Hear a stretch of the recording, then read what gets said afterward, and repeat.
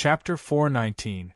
After explaining the location in detail, Mr. E sent them, including Constantine and Zatanna, out of the castle as if they were the plague. It was as if he did not see the shattered statues and the blasted door. Zatanna also did not realize that the pile of shattered objects on the ground used to be her father's statue. It was only when their figures disappeared into the night that the blind old man heaved a sigh of relief. At the same time, he felt a little excited. The foundation that the four of them had established was now all his. Not mentioning the blind old man who had turned a joint venture into a sole proprietorship, Thea counted her gains and split them on the way back. "Take this." Thea threw a katana that glowed with green light to Death Knell. The blade was enchanted with an acid spell. When it hit the enemy, it would deal physical damage and enhance acid damage. There were many who were immune to fire and ice, but there were not many who were immune to acid. He gave Poison Vine Lady a pair of wrist guards that allowed her to move quickly through the forest. This item might be of little value to others, but it was very suitable for Poison Vine Lady. She could easily create a large number of plants, which could also be considered a forest. This wrist guard could greatly make up for her lack of mobility. Whether it was attacking or escaping, it was a powerful weapon. "This is for you. It should be able to nourish your little skeleton." Thea picked and picked. There were not many things related to voodoo. Finally, she found a stone slab that was the size of a tablet computer. There were some strange drawings on it like children's doodles. It contained a small space that was filled with the aura of death. It was just right for Father Midnight. His little skeleton from the prehistoric civilization was too damaged. With this stone slab, it could more or less recover some of its power. After splitting the loot, she watched them return to the camp. It was better for more than 300 people to take a transport plane with a lot of equipment. It was too tiring to open a portal. Thea took out the 2 iron golems and gave them to Death Knell to bring back to the metropolis. She would study them when she had time. She planned to go to Northern Europe alone to find Felix Faust. He had a stargazing platform that was usually hidden in another plane. This time, there was only one enemy. It was useless to have more people. The mercenaries lined up and left. None of them said anything. They did not ask who the man in black was, or why he stayed where he was. Everyone left quickly, leaving only Thea, Constantine, and Zatanna. "Nephews, is there anything else?" Thea looked at them curiously. "Virtuous your sister." Constantine had lost count of the number of cigarettes he had smoked. He spat out a few puffs of smoke in displeasure. "The compass is divided into 3 parts. The Cold Flame Vatican only got 2 parts, and the remaining part is with my friend. I hope you can give me those 2 parts. This thing is very dangerous, and it will cause a lot of trouble if it falls into the hands of ordinary people." Thea didn't care much about the compass at first, but now that Constantine was talking about it so seriously, the importance she attached to it increased by 2 levels. "You can't refuse my gift, but if I don't want to, no one can take anything away from me. John Constantine, you're no match for me." Thea's tone was as cold as the wind. "Don't be angry, don't be angry. Aren't I talking to you nicely? Little Ja, you say something too. Do it." Ja Kong smiled mischievously as if he was surrendering. He raised his hands high, and when he felt that Thea was attracted by his antics, he moved his hands continuously in a red pattern. A rose-red magic circle appeared under Thea's feet. "Old Senior, give it to me.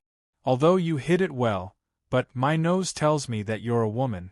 This magic circle only works on women." Ja Kong raised the collar of his windbreaker, trying to use words to sway her mind and find a loophole. Thea was unmoved. What a joke. This was a spell recorded in the Constantine family's magic books. It was too easy to break this kind of spell, but what was the point of breaking it? With Master Sargon's knowledge and the theory of magic circles, Thea found another way. This was something that no one had used before. She lifted her hands in the air, and following the direction of the magic flow of the magic circle, she pulled the magic circle out of the ground. As if she was showing off a product, she turned the magic circle 360 degrees twice. Little John, you drew it well in a hurry. However, there is too much magic accumulation at this node, and it can be easily destroyed. The lines at this node are too complicated. Actually, you can simplify it. She was like a teacher teaching her students. She commented on his magic circle inside out, and then threw it aside like trash. After a faint smoke, nothing was left. In order to deepen your memory, I'll leave you with homework today, Thea said as she took out the God of Death's staff. Under the horrified gazes of the two, the staff emitted a silent black light, directly hitting the two of them. The black light rolled and rolled the two of them into the interlayer space between the material world and the dark plane.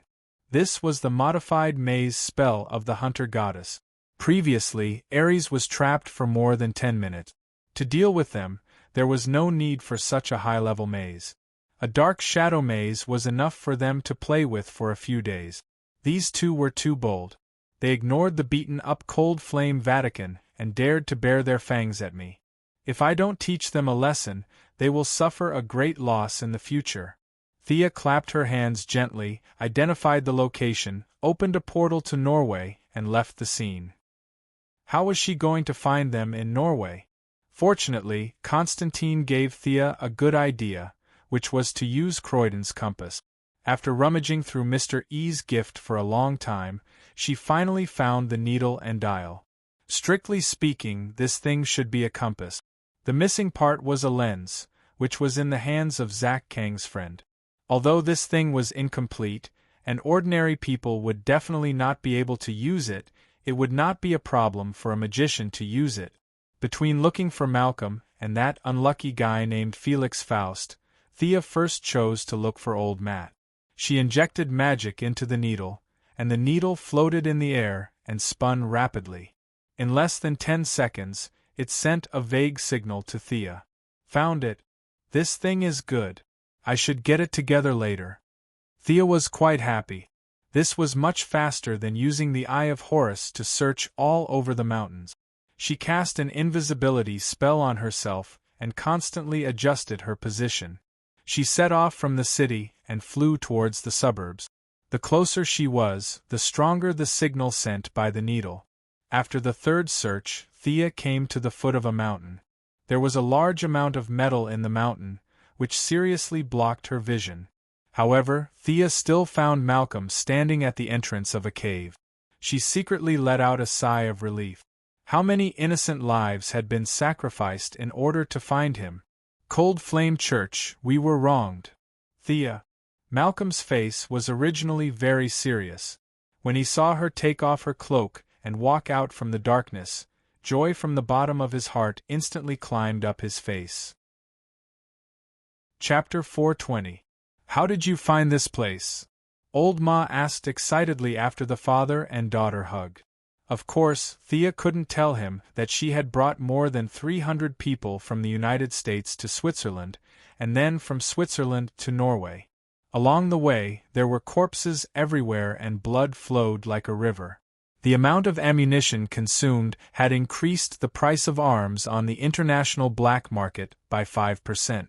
She didn't tell him her story and only took out the needle to show that she had found him with it. But why did you come to such a remote place? I heard that you were looking for this needle, right? Could there be a divine artifact here? Thea looked at the shabby cave. The mountain was made of stone, and no matter how she looked at it, it looked like a sword was stuck in the cracks of the stone. It's a long story, but someone was injured while trying to save me.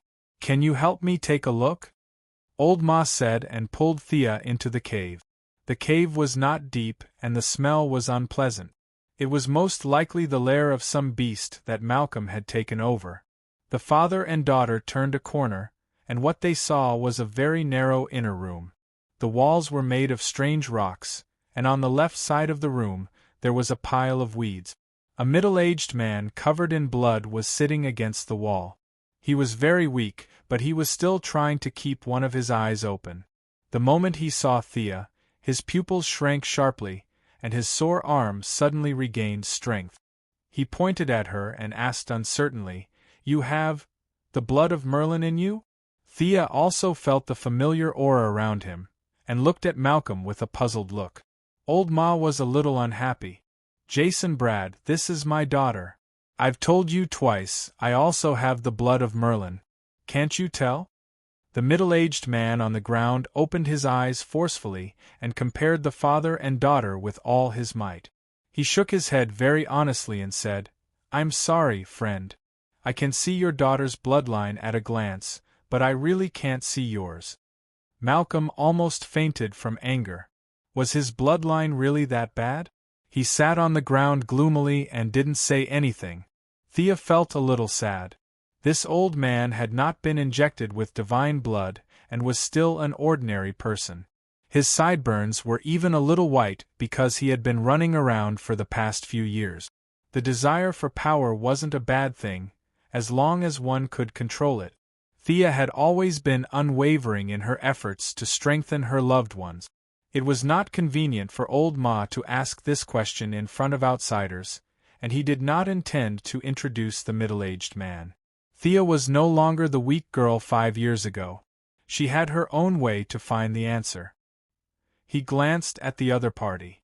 The other party's injuries were very serious. What was strange was that there was another surge of explosive life force in his body. If he could mobilize a trace of energy, it would be enough to heal his injuries. Who was this guy? The young mistress thought to herself. She didn't expect that her peeping would cause such a drastic change in the middle-aged man's body. The middle-aged man's face was full of pain. "Descendant of Merlin, back off. I can't control it any more." Thea saw that there was a problem with his body and calmly drew a few mysterious spells in the air. She patted her palms lightly and hit the middle-aged man's limbs and heart. The trembling middle-aged man suddenly calmed down and lay on the ground, panting heavily. After a short exchange of blows, he finally recalled the identity of the middle-aged man in front of him. "You're King Arthur's knight, Jason Brad. The demon in your body must be the one sealed by Merlin that day, Etragan?" Malcolm, who was sitting on the ground gloomily, was now full of British myths. When he heard this, he immediately perked up. "You're King Arthur's Knight of the Round Table? Is that your alias now?" Thea looked at her father and felt a little guilty. She didn't know if it was right for her to trick him out of Star City. This man was about to go crazy. She explained on behalf of the middle-aged man, "It's not an alias.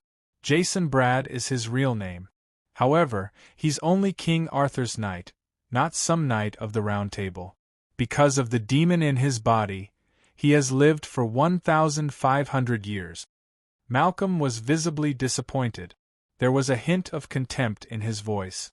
"So he's just an ordinary knight. An ordinary knight can live for so long." He shook his head as if he couldn't believe it. This time, it was the middle-aged man's turn to be gloomy. "So what if I'm an ordinary knight? An ordinary knight is still a human. Should I be despised just because I'm not a knight of the Round Table?" The middle-aged man was already seriously injured. Now that the demon in his body had tormented him, he could no longer control his groggy mind. His eyes closed, his neck tilted, and he fainted. "Is there any way to save him? He saved my life back then. If it's too difficult, then forget it." Malcolm didn't know Thea's strength. In his impression, Thea's strength was still at the level she was many years ago. He didn't want his daughter to sacrifice too much for his request. Thea carefully looked at the middle-aged man's injuries.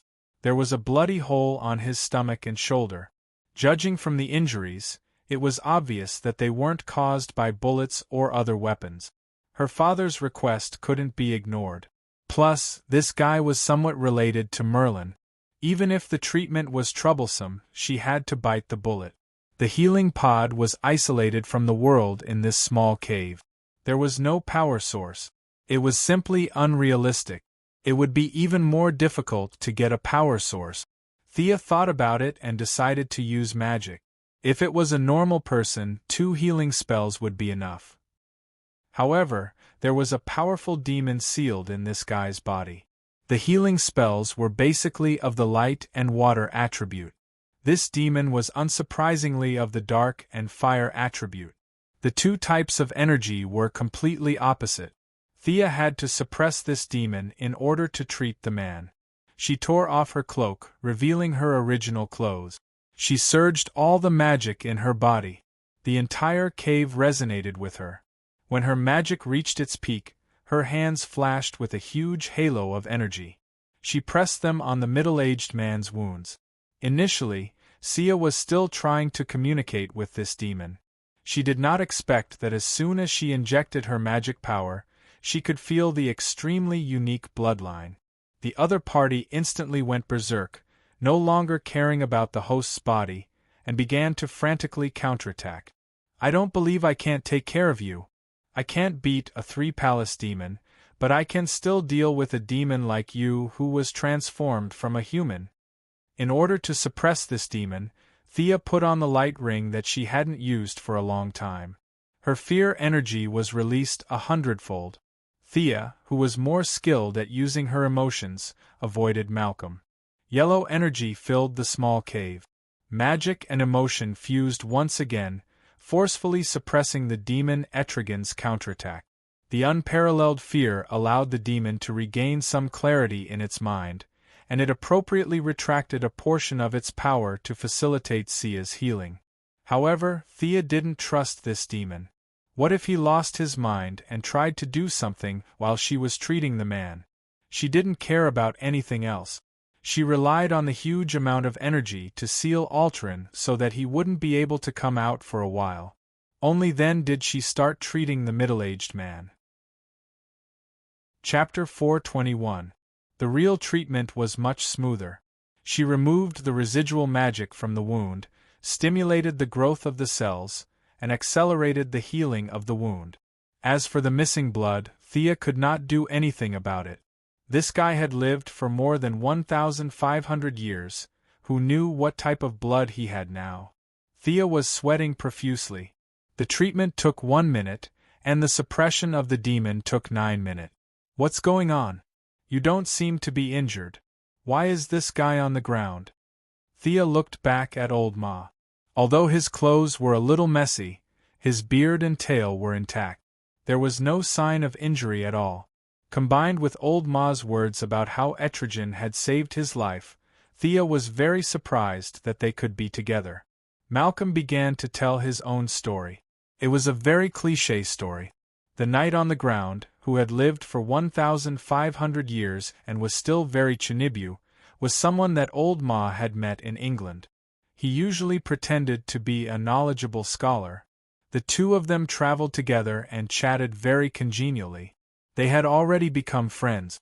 The knight did not lie. He did not feel any blood in Old Ma's body. He only thought that Merlin's surname was a coincidence. They were originally looking for the needle, but they did not expect to be ambushed by Felix Faust, who had no enmity with them. As they fled, Old Ma, who sensed that something was wrong, used a trick he had learned from Nanderbart, which was to play dead. He pretended to roll down the cliff, and used a special breathing method and special medicine to completely suppress his heartbeat. Logically speaking, this should have fooled the enemy, but to his surprise, the knight thought that his good friend had been beaten to death. Without any scruples, he released the restrictions of the devil in his body and crazily fought Felix Faust. Both he and the evil mage were heavily injured. When the cunning Malcolm returned from the foot of the mountain, he found that the evil mage had escaped and the Chinibu knight on the ground was injured and dying. With all communication tools lost, he could only drag the knight to a nearby cave for treatment. This place was in the middle of nowhere, and the intelligent Old Ma did not dare to go too far. He was temporarily delayed here. Thea thought that this was the difference between a hero and a villain. Old Ma was very skilled at playing dead. Not to mention the enemy, he even fooled his own people. However, this hero ended up seriously injured. "The needle has been found. Shall I send you back to Star City? The guy on the ground has lost too much blood and needs to rest." No, I want to continue investigating. This Felix Faust is also my target. Old Ma directly rejected the suggestion of returning to Star City. Yes, I also received news that Faust has found the temple of the Dark Grand Magician, Morgan Le Fay. He is very important. The knight lying on the ground had already regained consciousness, speaking intermittently. Heh heh. Thea looked at the knight and explained to Malcolm, although this guy is just an ordinary knight, the demon in his body is a grand knight. Because he fell in love with King Arthur's sister, the dark wizard Morgan Le Fay, he betrayed his companions and was turned into a demon by Merlin. Only by killing Morgan Le Fay can he regain his human form. Then how did the two of them get into the same body? I only remember that it was because Jason Brad was seriously injured, and Merlin sealed the demonized Etrigan into the human body. Anyway, it's a complicated story. Thea sighed and clicked her tongue. Descendant of Merlin, your knowledge is truly extensive. You're right, I have to kill Morgan Le Fay in order to be redeemed. Etligan's and mine. The remnants of magic in his wounds had been removed, and his body was recovering very quickly. At this moment, he could already sit up shakily. Hearing him talk about the descendant of Merlin, Malcolm became unhappy again. His daughter's bloodline was so thick that it made him, the biological father, seem like a fake. Wasn't this skipping a generation too much? For a moment, the three of them lost interest in talking. They each focused on their own questions. How about this? I'll go catch that guy and you guys can ask him. Thea thought about the original plot. Felix Faust had indeed found a temple in the Peruvian jungle. The temple preserved Morgan Le Fay's corpse, as well as the map that Morgan and Merlin had calculated to find the so-called Book of Magic before Morgan's death. This Book of Magic was very funny. It had tormented a group of magicians to their heart's content. Constantine and his arrogant gay friend Nick Nacro had performed a wonderful betrayal and counter-betrayal. After the dust had settled, they found out that this so-called Book of Magic was actually a technological tool that led to a world called Epic. That world rejected all supernatural powers. Constantine could no longer lie. The dead had come back to life, and the eternally youthful Madame Xanadu had almost died of old age. In short, this plot was full of malice. Originally, Thea did not intend to participate in this matter. The map was a joke. However, she suddenly remembered that Morgan Le Fay's corpse was still there. This was a great wizard who had fought with Merlin all his life. Thea did not think that a person of this level would die. Perhaps her corpse hid some other secrets? Thea would go looking for him even if it was peaceful. Moreover, Faust had bullied his own father. This was not giving him face. Fortunately, this bastard was hiding in an alternate dimension. Otherwise, Thea would have thrown a fuel air bomb at him. It would take some effort to find this guy's alternate dimension.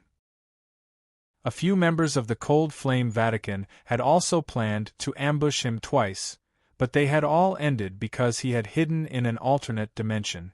Considering the other party's sneak attack and the fact that Old Horse had brought his heavily injured knight, this cave should not be far from Faust's alternate dimension. Thea closed her eyes and used her mind power to feel the world's veins, looking for the other party's hiding place. Descendant of Merlin. The other party is a very powerful wizard. Shut up. Sia glanced at him indifferently. This guy was also someone who liked to pretend to be a senior. He had wasted 1,500 years of his life. Apart from the demon in his body, he was just a weakling. Yet, he was so serious every day that anyone who saw him would want to say something to him. This guy would have been hacked to death long ago without the demon's help. In Thea's heart, he was on the same level as Hawkman and Hawkgirl. Thea always felt that she did not have enough time. 1 minute was like 2 minutes. These guys had been idling around for thousands of years. Letting them live was a waste of food. Found it. I'll be back soon.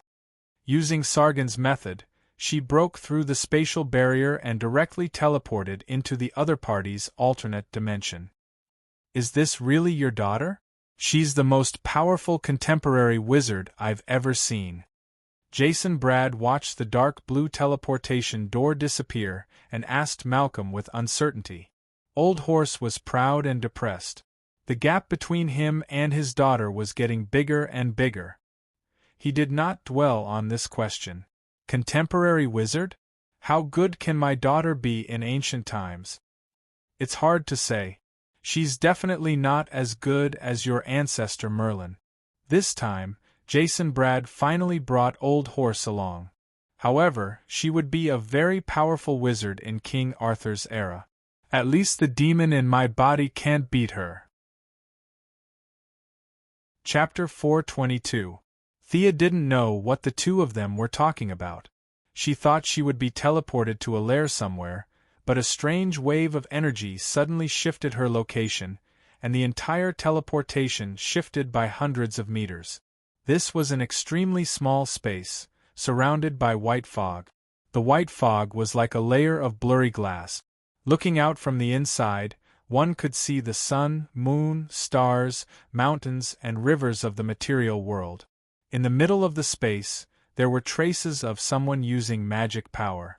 It could be imagined that this small space had taken a lot of time to open up. As far as the eye could see, there was only a dark gray mountain rock suspended in the air, and on top of it was a two-story building. It was mentioned in Sargon's memory that this was first discovered by Miriam, a magician from the 12th century. This magician's actual level was not high, and his talent was not good, but his luck could be said to be heaven-defying. He discovered this small space that had been opened up by his predecessors in the crevice of space and time. When this magician had no hope of becoming a great magician, he followed the example of the ancients and built a magician's tower in an attempt to reach a higher level. Unfortunately, good luck would not protect him forever.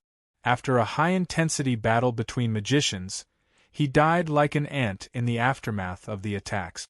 This area was silent for hundreds of years until Felix Faust discovered this place and built less than 1/5 of the Magician's Tower. Magician's Tower was already scarce in the 12th century, and it was even more impossible to build one in this era. Faust did not have heaven-defying powers. He could only modify the original foundation, and finally changed the original ruins into the two-story building in front of them. Thea really did not agree with this guy's aesthetic. Since it was called a stargazing platform, it would be better to make it more ethereal. This guy just had to put a layer of gold on the outside in order to show off its gorgeous characteristic. The two-story building shone with golden light. Those who knew would say that this was a stargazing platform modified from a magician's tower, but those who did not know would think it was some kind of farmhouse. Rustic, outdated, and shabby. These were the young lady's comments on this place. However, its functions were not bad. It could transfer her teleportation coordinates, and it could be seen that this building had many defensive functions. The Cold Flame Vatican still needed to send someone to call the door, but there was no need for that here. They were here to cause trouble anyway. The young lady raised her hand and a ball of lightning appeared. Under the crackling electric light, the ball of lightning hit the gate of the stargazing platform. Who dares to behave atrociously here? The gold-plated door easily blocked Thea's attack, and a sharp voice rang out. The person who came was a middle-aged man. He wore an ancient robe embroidered with the pattern of stars and moon. He had a mustache and a golden headband on his head. He stepped on a flying stone with a six-pointed star on it and slowly flew out. He was dressed like a hermit, but his expression was somewhat perverse. "You are Felix Faust?" Thea flew to the same height as him and asked softly. The gloomy middle-aged man carefully sized up Thea. She was just a young woman, yet she was able to fly without chanting or using any tools. How could this be? One had to know that if he didn't have the stone under his feet that was integrated with the observatory, he couldn't fly. "Woman, are you from the Cold Flame Church?" Faust didn't have an undeserved reputation. He saw that Thea's method of breaking through the barrier was exactly the same as Sargon's, and he made a judgment in his heart. The Cold Flame Church had a fierce reputation. He was alone, but there were 4 of them. In this small space, with the help of the endless magic of the observatory, he wasn't afraid of them, but if he went out, he wouldn't be a match for them. Mages were very flexible. If he was entangled by one of them, he would be surrounded by 4 of them in the next second. He had no chance of winning. He wanted to expose her background and persuade Thea to retreat. The magic of the observatory was accumulated in the other space for more than 800 years. Every time it was used, it would be depleted. The church was a group of lunatics. Every time he fought one, there would be 10 of them. It wasn't worth it to waste precious magic on a battle. He felt that he had already given the church a lot of face by speaking softly and making the other party retreat. However, the young lady was here to pick a fight today. She didn't want to talk nonsense with him, and took out the God of Death's staff. This golden staff was very much in line with Faust's aesthetic. He felt that this object was destined to be with him. Letting the enemy go or keeping the enemy here, these 2 options suddenly wavered in his heart. Leave the staff behind and I'll let you go. Greed still prevailed. Thea almost vomited. How could someone say such a retarded villain? This dog was too disgusting. Talking nonsense with him was a waste of time. Magic surged into the staff, and monstrous seawater drilled out from the void. Using such a large range attack in the material world would inevitably hurt innocent people, but there was no problem here. The huge water current carried unparalleled kinetic energy and fiercely attacked the observatory from above. So powerful! Faust was a little dumbfounded. He didn't know if this was the power of the staff or Thea's own magic. He didn't have time to think about it. He took out a thick book and turned to a certain page. A purple light flashed, and dark brown lines appeared on the surface of the observatory. Facing the sloping seawater, it was like a reef, firmly nailed in place. The original control hub of the Mage Tower? Thea glanced at the book and stopped reading. The Mage Tower could indeed provide a lot of help, but that golden age had passed. The scarcity of all kinds of materials could drive people crazy. The result of bowing to reality was to become a 2-story building. What was the point of existing like this? She would directly flatten it. If there was a Mage Tower spirit, it would also be grateful to her. Thea, who was in midair, waved her staff continuously. A huge phantom of a sea beast was summoned by her out of thin air. The sea beast had no facial features, and its body was almost transparent. It seemed to have 3 layers of fine sharp teeth where its mouth should be. Below its body were dozens of tentacles with suction cup. Its back was like a hermit crab, dragging a dark green hard shell. This was a biological sample that Fiora found on a distant planet according to her instructions. The real sea beast had died for countless years, but its genes were still preserved. According to the description of the scholars on that planet, this thing had the characteristic of unlimited growth. In their ancient times, it had devoured more than half of the life on the planet. After that, it was not killed by heroes but starved to death. The civilization of the entire planet had regressed for thousands of years because of this. Thea used Kryptonian genetic technology to reactivate some parts of the cells and used artificial intelligence to simulate the growth environment. Halfway through the experiment, she directly stopped it and destroyed all the cells. This thing was too terrifying when it grew. Doomsday had a weakness of kryptonite. This thing had almost no shortcomings except for eating a lot and not being able to fly. The phantom that was summoned in front of him was the image of a 30-year-old sea beast. She used a huge amount of magic to simulate its true form. Although he didn't know the origin of the sea beast, Faust still felt a chill. Needless to say, this phantom monster had sharp teeth and looked like it had nothing to do with justice. This made Faust even more certain of Thea's origin. This woman must be from the Cold Flame Church. Chapter 423. It used Sargon's spell to break realms, held an ancient-style staff, and started fighting without saying a word. After that, there was a flood and an evil giant beast. With so many distinctive features, who else could it be other than the cultists of the Cold Flame Church? Faust cursed the ancestors of the 4 mages of the church in his heart. The monster summoned by the other party basically had no attack power, but it did not say a word and directly lay on the observatory to absorb the magic power. This scared the hell out of Mr. Faust. His mustache trembled, and he did not care about the loss of magic power. He gave a few orders, and the observatory began to consciously counterattack. 7 objects similar to the flying stone he was on flew out. The objects flipped 180 degrees, and the side of the hexagram was facing the sea monster. 7 pale white electric lights struck the sea monster. This was a defensive method that Faust had modified using the original structure of the Mage Tower and his own knowledge. The star-casting spell was derived from the meaning of throwing starlight. The 7 starlights fired continuously, and the sea monster's body was smashed into pieces. However, the characteristics of the sea monster determined that it would not die as long as it had energy. It absorbed the energy of the observatory to repair its body, and the star-casting spell from the outside world continued to work, so it continued to absorb. "I'll get rid of you first." Faust was very decisive. He knew that he could not deal with such a shameless monster with his current means, so he set his sights on Thea. He grabbed his right wrist with his left hand, raised his right hand, and aimed his palm at Thea. Bang! Bang! Bang! 5 purple missiles were fired consecutively. Faust did not want to waste his energy to deal with the sea monster, and Thea did not want to fight with him, who was backed by the observatory and full of magic power. As long as this building was destroyed, the other party's true strength in her eyes was not even comparable to Mr. E. With a nimble turn, she avoided the missiles and continued to open a hole in the void. The violent flood rushed down again.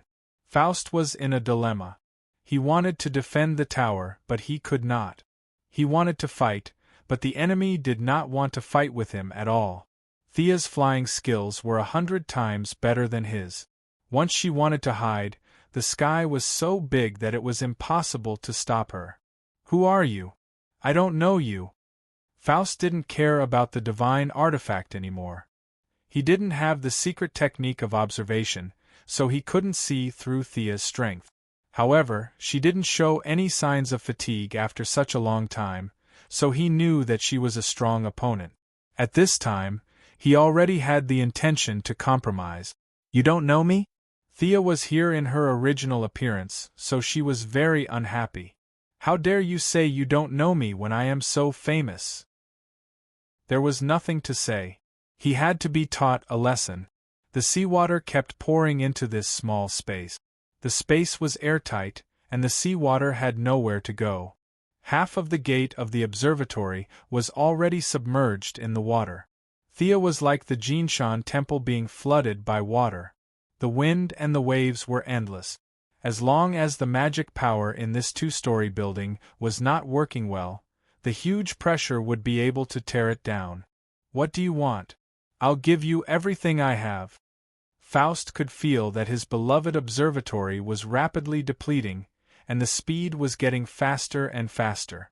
In his heart, he had a deeper understanding of the crazy actions of the Cold Flame Vatican. They didn't want to take such a good ancient building, but wanted to destroy it instead? Pah! Thea ignored him and continued her battle. She pulled out Merlin's sword and activated the ice storm that came with the sword. As soon as the spell was cast, Thea was shocked. The power of this spell was twice as strong as when she cast it herself. Fist-sized hailstones fell into the narrow space like raindrops, densely covering the entire area. Even Thea was affected, not to mention Faust, whose flying skills were not up to standard and was only relying on external objects to show off. The hazy long face was hit continuously, and he lost control of his balance and fell into the sea. "It's so cold. Is this the level of an archmage?" Thea finally had a direct understanding of the spells of Merlin's era. The ice storm raged for a full 5 minutes. The space itself was full of seawater, and with the wind summoned by the ice storm, the temperature dropped by 50 degrees Celsius. The observatory was finally finished in the 3rd minute of the ice storm's rampage. First, the windows, then the door, and finally the entire brick structure and foundation. The powerful seawater completely destroyed the former magic tower, and all the magic materials were destroyed. Only some bricks and tiles were left. Thea looked at her masterpiece and did not find any spoils of war. She controlled the sea beast to pull Faust out of the sea. The north wind blew and the snow fell. Even she, who had been transformed by divine power several times, felt cold, let alone Faust, who was only wearing a robe and soaking in the sea for 5 minutes. The long-faced middle-aged man was no longer as arrogant as he was when they first met. He did not complain when the sea beast violently dragged him out. He had completely fainted from the cold and his face was pale. Only his heart was still warm, and there were some frostbites on his hands and feet. Thea took one last look at the small space. It was completely destroyed. She reached out and took the middle-aged man. She cancelled the summoning of the sea beast and opened a portal to return to Malcolm's small cave. "Is this the guy who attacked you?" Thea threw the almost frozen Faust in front of them and asked for credit. Old Ma and Mr. Knight were chatting around the fire. Both of them had seen her come and go without a trace, so they were not surprised. They looked at the middle-aged man at the same time. "I think so." Mr. Knight was not sure. Faust was too flashy in the past, and now he looked like a dead dog. He was not very sure. "It's this guy." Malcolm's training in the Assassin League was perfect. As long as the people he met were not turned into ashes, he would recognize them. Sia reached out and touched Faust's forehead. The weak magic power woke him up. Then, she sealed his magic power with 2 seals. She then signaled to Old Ma, "You can take revenge and interrogate me now." In fact, it was more convenient to read his mind directly with her spiritual power. However, in order to let Old Ma vent his anger, Thea still brought him back conscious. Malcolm was an expert in extorting confessions through torture. Mr. Faust was not a strong-willed man either. After a few lashes of the whip, he began to answer the questions. The sneak attack on Old Ma was indeed his own idea. At that time, he was meditating at the observatory, and the observatory had sent him an extremely dangerous signal that was similar to a disaster. He did not know what it meant. With the help of the huge magic power of the observatory, he completed a divination. The result of the divination was very vague, but it clearly showed that it was Malcolm and Old Ma. He took the initiative to strike first and fought with the demon in Jason Brad's body. Both sides suffered great losses. He was quite happy on the way back. He felt that the calamity corresponded to the two of them. He did not expect that just as he recovered from his injuries with the help of the observatory, the real calamity came. Faust looked at Thea, who was sitting by the fire, and his eyes were full of regret. Chapter 424. However, there was no point in regretting it. Facing Malcolm's questions, he answered truthfully. In the end, he even told him about the Morgan Le Fay temple in Peru. "How do we deal with this guy?" Malcolm asked Thea after knocking Faust out with a punch. He remembered that his daughter was a hero. "Up to you." Thea turned her head to the other side and said indifferently, "Faust was not a good person. In the future, he would cause a huge disaster to the entire world in eternal evil. It was not a bad thing to deal with him in advance." With a crack, Malcolm grabbed Faust's forehead and chin. With a twist of his hands, he ended his sinful life. "Let's go back first and discuss the next step of the plan," Thea said to the two of them. At the same time, she secretly gave Malcolm a look. Malcolm did not know what she was up to. He also needed to recover some of his strength. He nodded in agreement. The three of them passed through the portal. From the desolate cave, they came to a room with a strong technological aura. "This is my laboratory in the metropolis. You guys can take a rest first."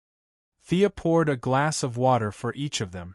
Jason Brad saw that the father and daughter had something to talk about in private. He tactfully walked out first. In fact, it was not bad to bring them to Star City for a reunion. However, Thea did not want Old Ma and Oliver to have a conflict. Old Robert's life was involved in this. This kind of hatred for killing one's father was difficult to resolve. Malcolm was not only Tommy and Thea's father, but he was also Oliver's father's enemy. In the face of a close friend and sister, Oliver was in a difficult position. The best way was to distance them from each other and not see each other for the rest of their lives. That would be the best. The father and daughter understood what happened after they parted. Thea specifically mentioned that Tommy had been injected with God's blood. She told Old Ma not to hesitate anymore. She then took out a tube of gene optimization fluid from the laboratory and gave it to him. At this point, all of her relatives had been strengthened. As for the matter of popularizing the gene optimization fluid, Thea only thought about it and gave up on it. The benefits involved were too great. It was impossible to give the injection for free. The high price would cause serious conflicts in society. The rich with money and power would become stronger, and the poor would be even more powerless to resist. Ignoring the others, once the gene optimization fluid was released onto the market, Batman would definitely explode. Every villain would have a copy of the gene optimization fluid, such as a clown that had been injected with the strengthening fluid, a strengthened penguin scarecrow, etc. The danger level of Gotham would increase exponentially. That scene would be too terrifying and too beautiful. Maintaining the status quo was the right thing to do. "It's like this." Thea organized her words. "I've thought of a way to forcefully activate your bloodline. What should we do? You don't need to do too much. Just inject the God's blood and gene-strengthening fluid separately and adjust your body to its best condition. We'll start in 3 days." 3 days later, Malcolm, who had received a series of enhancements, stood there in high spirits as he watched Thea busy herself. He had experienced it deeply. After injecting the God's blood and the gene optimization fluid, his body was rejuvenated. His originally declining physical strength seemed to have returned to 20 years ago. The feeling of his strength, speed, and stamina returning to their peak was intoxicating. Jason Brad had fully recovered from his injuries in the past 3 days. He stood beside Malcolm and looked at Thea, who had been drawing circles on the ground for 3 days. "Your daughter is really good to you. But can this really awaken any bloodline?" The knight was a little doubtful. In his impression, even Merlin could not do this. If it could be done, it could. If it couldn't, it couldn't. If it could be awakened so easily, the world would be filled with wizards. Malcolm glanced at him and did not say anything. Thea had been working on it for 3 days without rest. He would definitely not back down now.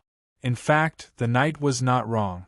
Merlin was indeed unable to do this. His era was too long ago, and the power of the spells of today's wizards could not be compared to that of his era. However, after 1,000 years, the refinement and ingenuity of spells were different from that of ancient times. A new path had been paved. In addition, Merlin's standards were too high. He only had eyes for the higher levels. He did not have the time to worry about a wizard apprentice's initiation ceremony. This created an objective reality that Thea could do what Merlin could not. The magic circle in front of him was a combination of modern magic and ancient magic. The most crucial point was that it made use of Zatanna and her daughter's irony magic to make the impossible possible, forcefully drawing out Malcolm's originally sparse and almost invisible bloodline. After that, it would be possible to use a large amount of magic to cleanse and reorganize it.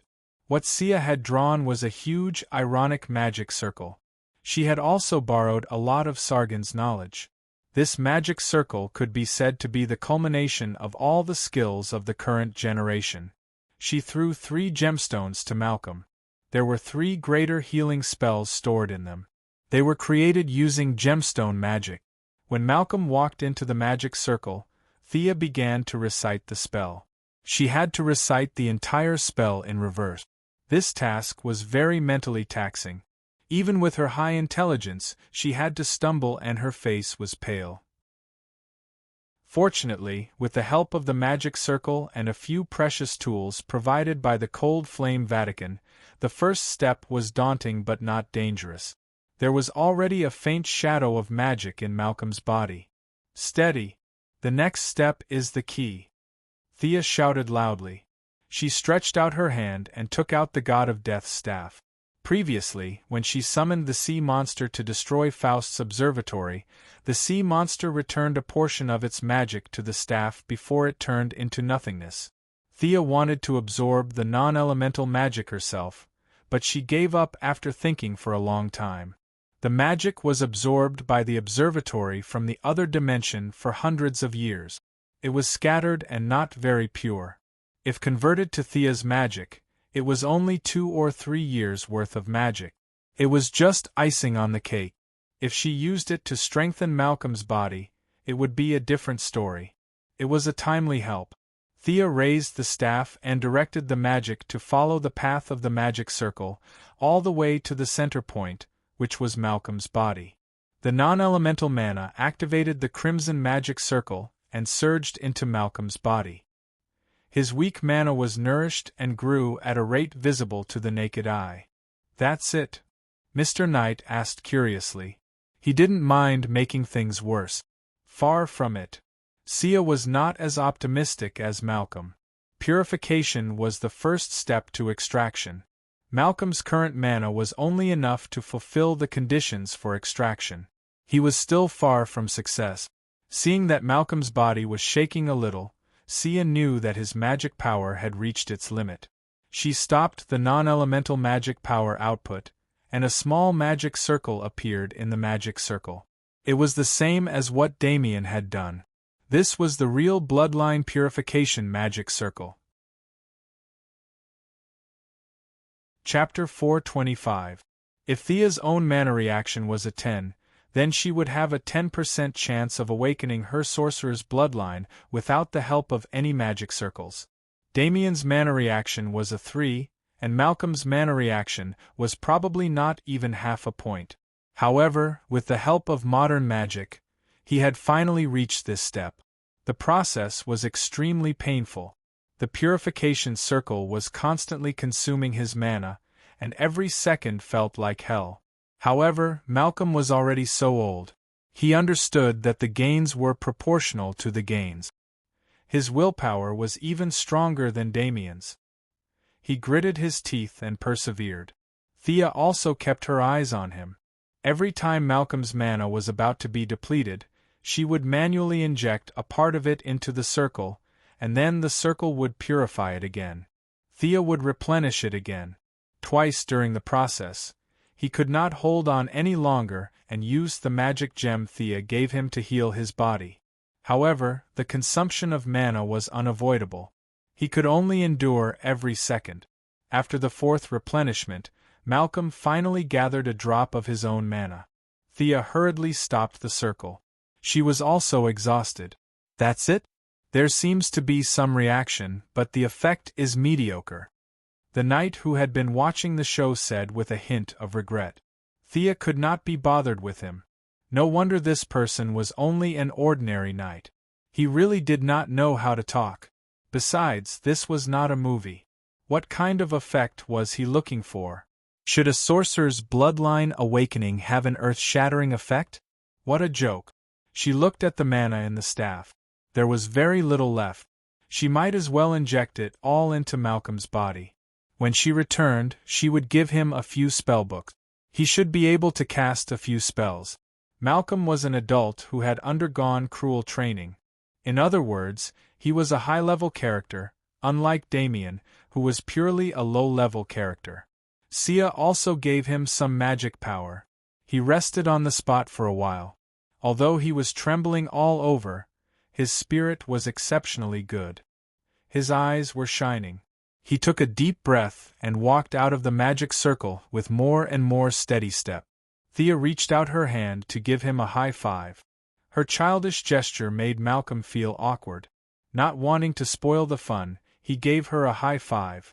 Mr. Knight, who had a strange personality and did not know how to speak, stared at Malcolm for a while. "You're starting to get it, but you still have a long way to go." The father and daughter had already gotten used to his speaking style. This person was just like that. He was serious, old-fashioned, and inflexible. However, it was good that his actions were consistent with his words. At least he would not stab someone in the back. "What new abilities do you have?" Thea asked curiously.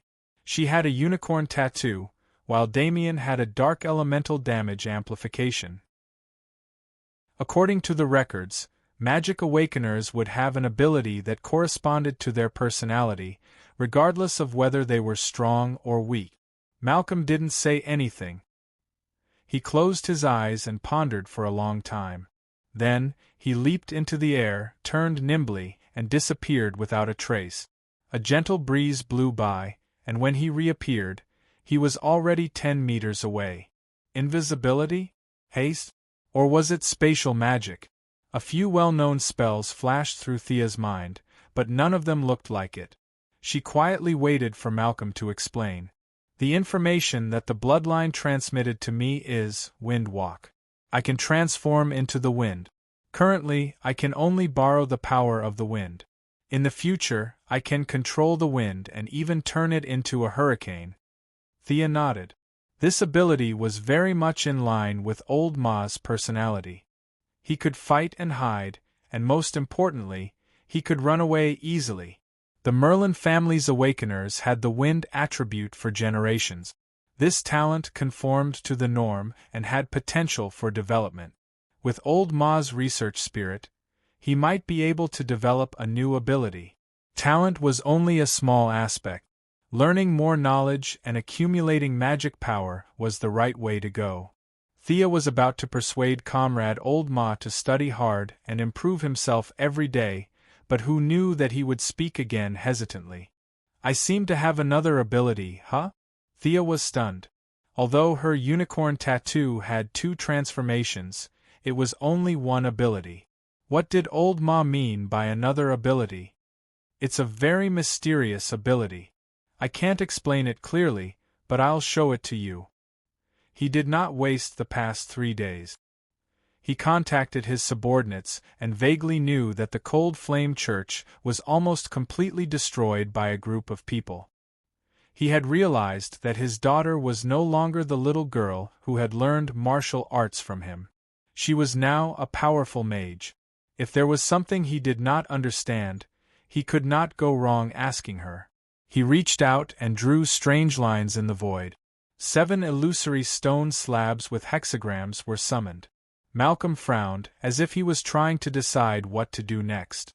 Thea hurriedly stopped him. With her rich theoretical knowledge, she understood that this was the ability of the Faust Observatory. Back then, the sea beast had absorbed about 30% of the Faust Observatory's magic power, and then returned about 15% to the God of Death's staff. This part of the magic power had been consumed and purified by the magic array. Now that it had been reflected in Malcolm's body, it should be less than 10% of the original amount. Through the purification process of Old Ma's blood, the magic power had merged with him, giving Old Ma a trace of the ability of divination. Thea had dabbled in various schools of magic, secret arts, rituals, and curses. However, she had almost never studied divination because there was no need for it. With the memory of a transmigrator, she knew most of the world's secrets and development process. Divination was a waste of energy and life force, so it was meaningless to her. "Don't use this ability again. If I'm not mistaken, this is the ability of an astrologer. It is a skill that uses a very different method of observation from modern astronomy to predict the future. It is too much of a burden on you. Promise me, don't use it so easily." Thea looked at Old Ma seriously. "This is the word of wisdom. Listen to her." Don't try to use a power that you can't control. A female voice suddenly interrupted the conversation between father and daughter. She was wearing a purple dress that reached the ground and cloth shoes. She was very simple from head to toe, except for a hairband on her head. "You are?" the knight asked uncertainly, as if he had seen something unbelievable. Thea threw out the answer directly. She bowed slightly. "Madam of the High Capital, long time no see." The etiquette of the High Capital was perfect. "Descendant of Merlin, I said we would meet again." "Madam, your body seems to be." Thea only took a few casual glances and found the problem. The strength of the High Capital's madam had decreased by a lot compared to 100 years ago. What was more strange was that she was being eroded by some kind of great power every minute and every second, and her strength was being depleted bit by bit. The demigod who had trapped Thea and Diana with ease back then did not seem to be much stronger than the few from the cold flame Vatican. What happened to her in the past 100 years? How could her body be damaged to such an extent? Chapter 426. Shang-Do smiled and did not answer directly, but there was a hint of bitterness in his smile. "My affairs are not worth mentioning. But I see a lot of your active figure in the future." Thea clicked her tongue. She was no longer the little girl who lacked knowledge of magic. In fact, it was not difficult to figure out the current situation of the Lady of Shang-Do. She was frequently divining the future. She had been doing the same for the past 1,000 years. This was her path. If she wanted to go further, she had to have this awareness. However, the changes in the past 1,000 years were not great, and the backlash of the world or time was not great. She could basically withstand it with her demigod power. But in recent years, Superman had officially come to the forefront, and the era of great change had arrived. Peeping into the future at this point in time had far-reaching effect. It was the same as looking into the abyss. You were looking into the future, and the future was looking into you. The powerful existences that would descend upon Earth in the future, such as Hal Jordan who was possessed by a ghost or the Anti-Watcher from Darkseid, would be able to sense it if one looked at them from their point in time. The kind ones wouldn't do anything, but the evil ones wouldn't have a problem spying on them in the opposite direction. Shang-Do's situation was very bad. She had to use all her strength to prevent these visions from extending from the future. At the same time, to ensure that there would not be more terrible disasters in the future, she had to continue divining and watching. This vicious cycle had caused her to fall into a dilemma. This made her even more determined to not let her father go on the path of a fraud. Thinking of Malcolm, Thea realized that something was wrong. Now that a woman suddenly appeared, old Ma did not react at all. This was too strange. As soon as she turned around, an ominous feeling surged in her heart. This feeling came without reason. It appeared so suddenly and then disappeared quickly. She saw old Ma looking at Shang-Do with a strange expression. The moment Thea turned around, Shang-Do also closed his eyes slightly. She did not know what he was thinking. "What's wrong with you?" Thea poked old Ma. The father and daughter had a good relationship, but the way they addressed each other was very strange. Thea rarely called him father. Malcolm also called her by her name. People who did not know them would not be able to tell that they were father and daughter. "Who is this woman?" Malcolm had a strange expression on his face. Thea could see the passion in his eyes. He was a little confused, but still explained, "This is the Lady of Xanadu. She is the youngest sister of the goddess of the lake." "Similar, very similar," Malcolm muttered as he looked at Xanadu from afar. Thea did not have Superman's superhearing, so she could not hear him clearly. "Who does he look like?" "Like Tommy's mother." Malcolm's words made Thea choke on her own saliva. She stood rooted to the ground. He was really going to shock her to death with his words. At this time, Thea realized that Shang-Do's appearance here was not simple. She also saw the vague charm in Shang-Do's eyes. An extremely melodramatic fact was about to be put on the table. In the future that she divined, she would be together with old Ma? That was why she appeared here today, at this time. What could Thea say? That the two of them could not be together? Looking at old Ma's infatuated expression, and Shang-do's posture of following the trajectory of time, she knew that they would not listen to her no matter what she said. What's more, the future was changed by her big butterfly wings. In the original spacetime, Malcolm should be fighting Green Arrow in Star City, Faust should continue to be a handsome man in his observatory, and Shang-do should be going on his own journey. Now, fate was using his own hands to tie the two of them together. One was a diviner, the other a astrologer. One had lived for a long time, while the other was as cunning as a fox. With the help of Arthur and the goddess of the lake's complicated relationship, the two of them seemed to have some sort of relationship. Thea had the urge to cover her face. After analyzing several aspects, the two of them were really a match made in heaven. Sia, my child, I think I've found my future goal. I didn't protect Tommy's mother well back then. Now that I have the ability, I'm going to protect her. Malcolm stroked Sia's hair. It was as if he was talking to her, but it was also as if he was talking to himself. Thea was in a dilemma. What could she say? The future wife of Shang-do was in trouble. Getting involved with her was really not in line with her original intention of keeping her family away from danger. She had already seen a bunch of bad guys chasing after them, and old Ma turning into a breeze and running in front of Shang-do. Don't read the stars so easily. It will hurt your body far more than you can imagine. Feeling that she could not stop them, Thea could only cautiously advise. Don't worry, Thea. I will guide him in this aspect. No one in this world can compare to me in this field.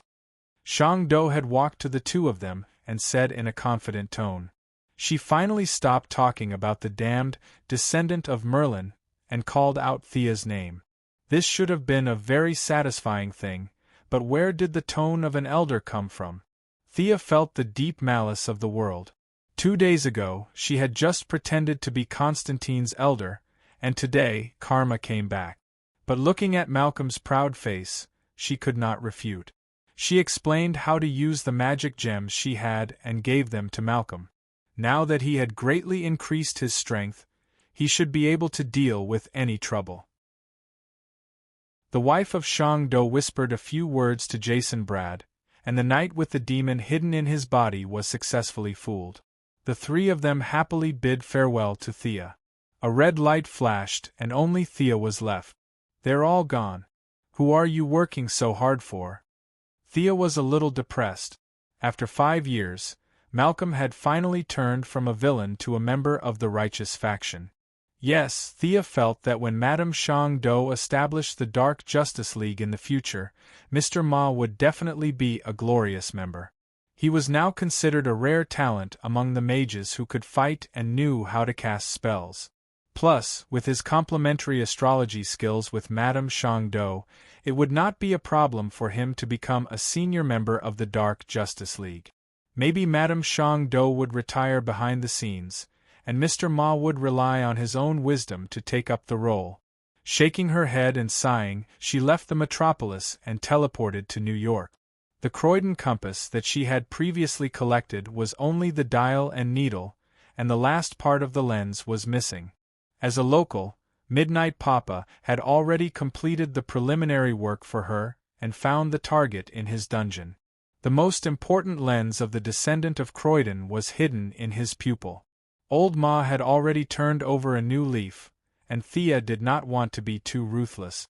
Instead of digging out the lens, she used a replacement spell and an irony spell to take out the lens.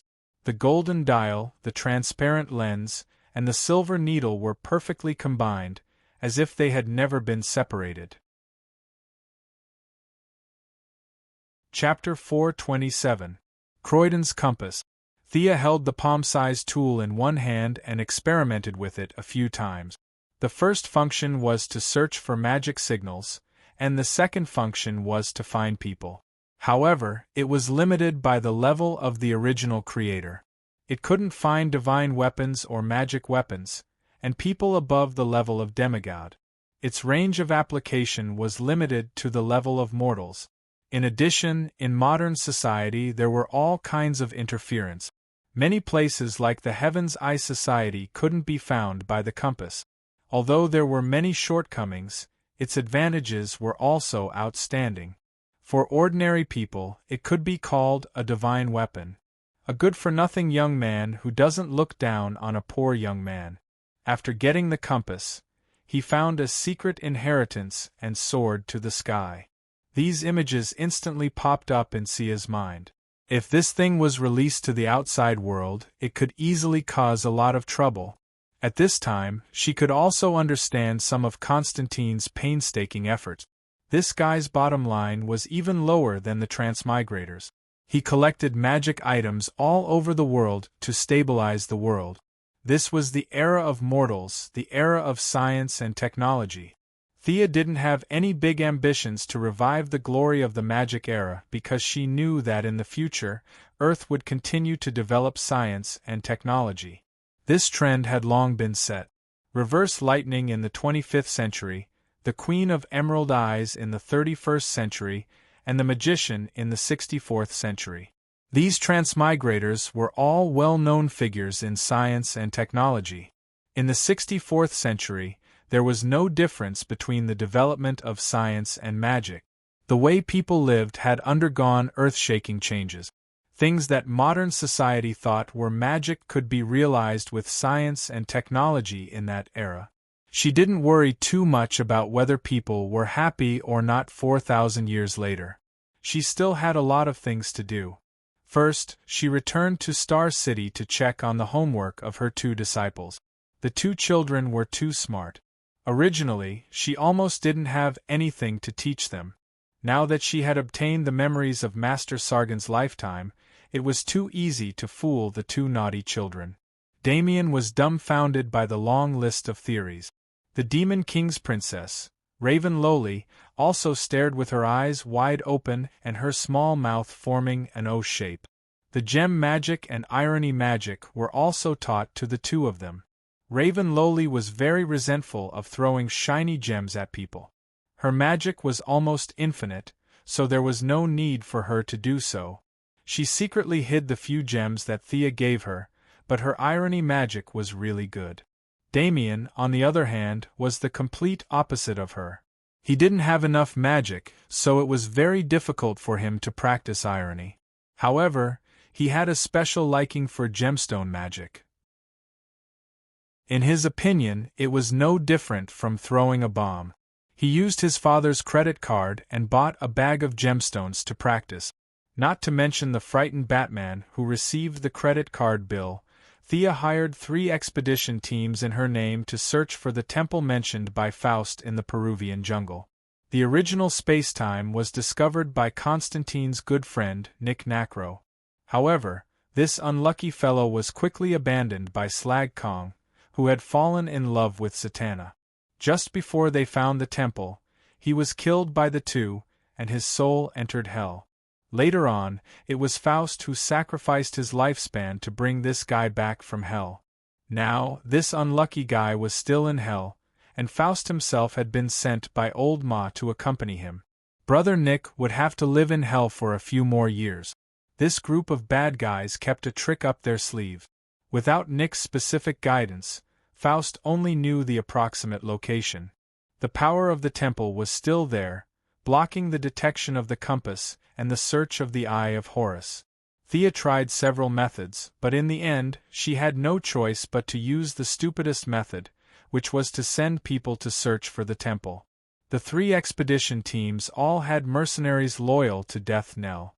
As long as the target was found, Thea would be able to go there immediately. A whole month passed.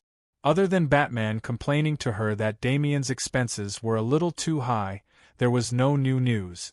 After dealing with the affairs of the committee, Thea let out a long sigh. The 7 alien cities had been normalized. Under the situation of a stick in one hand and a carrot in the other, many aliens had registered. However, this work had just begun. Out of more than 100,000 aliens, less than 30,000 of them had registered with the committee. The rest were either observing or doubting. General Lane initially wanted to force the registration, but Thea stopped him. For the aliens in a few of the cities, although there were some differences in their development, overall, they were not as good as Earthlings. This group of people was just sitting at home. Before they could figure out what was going on, a big cover was placed on them. After that, the city fell into chaos until Thea led a team to rescue them. They did not have an understanding person like Thea to explain the general situation of the universe to them, nor did they know about Brainiac. Many aliens saw the black technology of the committee and thought that the Earthlings had captured them. Some cried, some knelt down and begged, and some wanted revenge. There were many different sentiments. General Lane heard that the Earth was also a developed planet in the eyes of the aliens, so he temporarily stopped the idea of forcing the registration. The old general's sense of honor was satisfied. Under the special publicity of the committee, the news of aliens landing on the Earth was slowly revealed to the outside world. After the initial panic, many brave guys jumped out. The incident that Thea had dealt with before was a typical example. This woman, whose code name was Gambling House, was an ordinary person without any enhancements or abilities. She was the owner of a very famous underground casino. She saw the value of the aliens.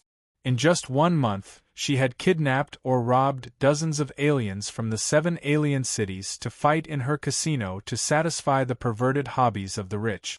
When Digger, a former bodyguard and now one of the leaders of the armed forces, first reported to Thea, she did not believe it.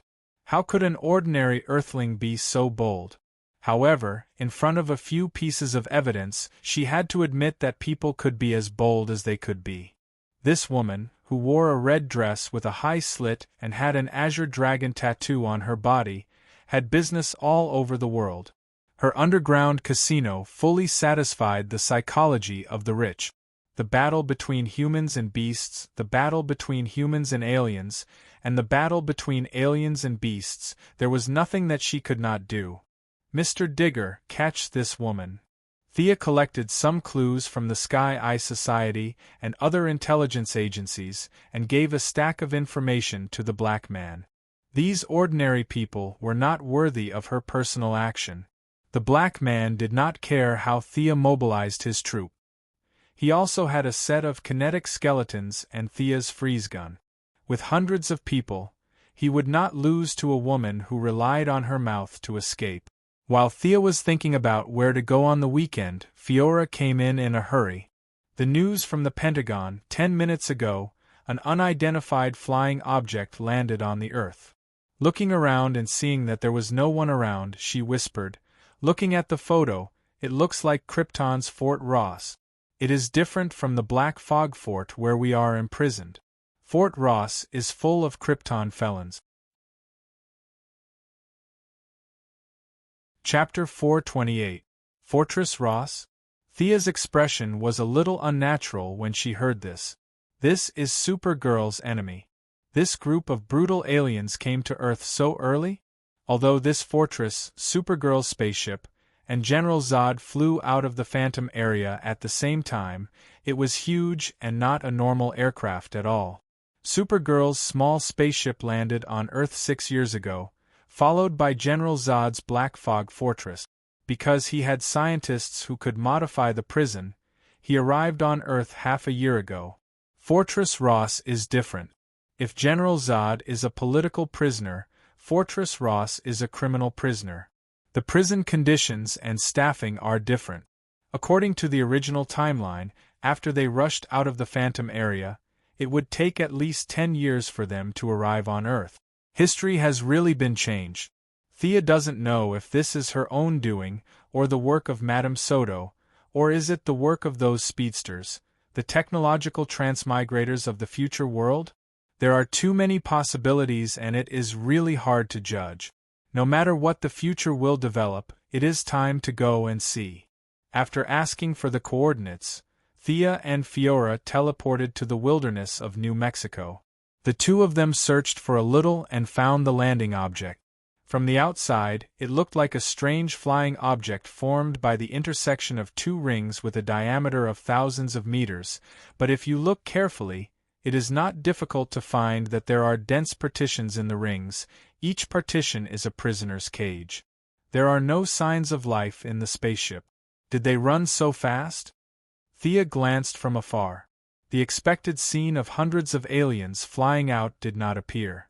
The spaceship was empty, as if it had been abandoned for several days. The two entered the spaceship and took away all the weapons that could be used as weapons. The two came to the main control computer and got control of the spaceship by relying on Fiora's identity. Fiora checked and said with some depression, they used light and shadow refraction equipment. In fact, the spaceship has been landing for 3 days. These are all Krypton felons and they have all run away. Unlike Superman, Fiora had no feelings for Earth. She only felt that the escape of these Kryptonian criminals was a provocation to her, the only person who still had a job on Krypton. Whether it was duty or obligation, she had to catch these people back. This was the only thing she could do for Krypton. Thea did not care about the Kryptonian honor. She only remembered that the leader of this group seemed to be Supergirl's aunt. Although she was a Kryptonian, she was not a warrior. Most likely, she was born as a government support personnel and would not pose any threat to her. Thea had read many Kryptonian genetic profiles. She did not feel pressured by the information on the spaceship. Soon, she found something different from what she remembered. Supergirl's aunt, General Astra, had committed suicide after the destruction of Krypton. Now, the one leading everyone was her adjutant and her husband, Norn.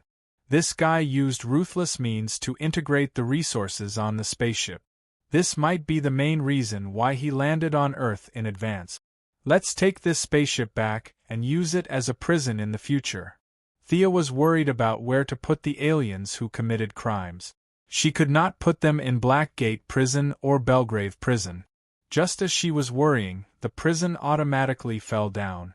Fiora and Norn were both adjutants, but as the battle sequence, she was half a level higher than Norn, who was in charge of logistics affairs. She easily overtook the other's authority. If it was in the past, such a big toy that weighed thousands of tons would not be able to be taken away without exposing its true strength. Now it was easier. An atomized field was built on the spot. 5 rays were aimed at Fortress Ross at the same time. In the blink of an eye, it had shrunk to the size of a fist. The Missy was ready to stuff it into her bag. The two searched the spaceship and atomized the prison. It took them an hour to finish all this. Just as they were about to leave, the Martian hunter, who acted like an ordinary person, finally arrived at the scene with his men. This should be managed by the Supernatural Investigation Bureau. The Martian hunter saw the spaceship that looked like a toy in Thea's hand. He knew that he was late, but he still wanted to fight for it. This is clearly the responsibility of the Alien Supervision and Management Committee. Thea did not back down. Public is public. This is the disadvantage of the cross-agency. Their functions overlap with each other. It seems that anyone can manage it, but it is a competition of who is tough. In order to win their trust, Thea also took out her ID and showed it to them. The Martian hunter was helpless. In order to disguise his identity, he could not fly over like Thea when he heard the news. It took him an hour to get there. He was fast. The Sky's Eye Society, which could also manage this matter, had just set off. The two were talking on the surface, but the spiritual channel was not idle. One said that this was a Krypton spaceship and Fiora had the indisputable leadership. The other said that both of them were too young. I have experience in dealing with this matter. You should leave it to me. Uncle Rong-en, you don't want to expose your identity. It is dangerous to fight aliens with a group of agents. You know that these guys are felons of Krypton. Can you bear to see your men die tragically? If you can't make up your mind, let's go to the Bat Cave to vote. Thea said cheerfully in the spiritual channel. The Martian hunter thought about it. Thea's words made sense. He could not fight, so it was indeed inhumane to rely on submachine guns and grenades to deal with all kinds of ferocious aliens. As for going to the Bat Cave to vote, he did not care. They had already discussed the matter of Fiora staying on Earth. Superman was in favor of having one more compatriot on Earth. Diana knew that Fiora was Thea's subordinate. She felt that the more strong women there were, the better. She also happily agreed. Batman abstained, so the final vote was 3-1. Was there still a vote this time? The Martian hunter felt that the result was already decided. There was no suspense at all. Both sides confirmed the ownership and went back to their own homes. Thea brought the prison spaceship back to the committee. She did not go too far. Whether it was the Sky's Eye Society or the Super Investigation Bureau, they could throw criminals who were difficult to lock up into the spaceship. The spaceship was very spacious. It would not be a problem to hold 8,000 to 10,000 criminals. The parties were not too happy. Everyone knew that this spaceship of alien criminals had entered a human city. It was only a matter of time before they caused trouble or even committed crimes. A few departments were secretly accumulating strength and setting up spies, waiting for the enemy to make a move. 3 days passed quickly. Fiora's super hearing was still running. Thea was also searching from time to time. She had mobilized facial recognition and satellite positioning. California, Nakanel City. High-intensity battle reaction. Gideon received the news immediately. Thea cast an invisibility spell on Fiora and directly stepped into a portal. Chapter 429. The weather in Nathanar City was a little humid, which made Sia a little uncomfortable. This city was about the same size as Star City and Central City, but unlike Star City, where everyone was as busy as clockwork, the greenery in the city was excellent, and the citizens were very relaxed. If one could adapt to the weather here, this would be a city with a very high quality of life. But today, the peace of the city was disturbed. Not far away there was a fire and black smoke covered half of the sky. Many citizens stopped and asked each other what was going on. The police were evacuating the crowd loudly. The whole city was in turmoil. Over there. Both of them had excellent eyesight. It took them a little time to find the two people fighting through the black smoke. Looking at the destruction and chaos on the scene, Thea guessed most of it. Now that she had found the target, she took a closer look and found it was as expected. There was indeed a Kryptonian with a full-level demolition passive attribute in the battle. But today, the Kryptonians were on the passive side. Kara Danvers, a supergirl with long brownish-black hair, was wearing casual clothes and cloth shoes, was being chased by a burly man who was nearly 2 meters tall. He had an ugly wrinkle on his forehead and was holding a giant axe. Is this little girl also a Kryptonian? Fiora saw Kara Danvers at a glance. Yes, she is also from the Iyer family. Her original name is Kara Zwa Iyer. On Earth, she was called Kara Danvers. Sia looked at the battle scene. Kara Danvers' overall quality was actually much higher than his opponent. It was just that he did not know how to use his strength. He only used the same few moves back and forth. It's too ugly. Fiora resisted the urge to watch for a minute. Kara Danvers did not have any fighting skills, which made Fiora, who was proud of his skills, very uncomfortable. Thea did not comment. Superman's fighting style was not delicate either. The Supergirl was from the same family as him, and she had the style of the Iyer family. The Iyer family was the #1 cheat clan on Krypton. At first, it was said that they had sent away Superman. In fact, during the few minutes when the planet was destroyed, a bunch of people from the Iyer family had escaped. What was even more outrageous was that they had sent Superman's dog to Earth. It was a dog that could fly and absorb sunlight and heat rays with a red cloak. At this time, Superman's parents actually didn't know that she was going to run away. The husband and wife were very pretentious and cold as they hugged each other and watched the planet explode. Thea really couldn't understand how their minds worked. After patiently watching for another minute, Fiora couldn't help but ask, "Can we fight here? I want to teach her how the Kryptonians fight." Thea scanned her surroundings. This was an oil refinery, and the aftermath of their battle had turned the place into a mess. "It's troublesome to fight here. Let's go to Gruder's place."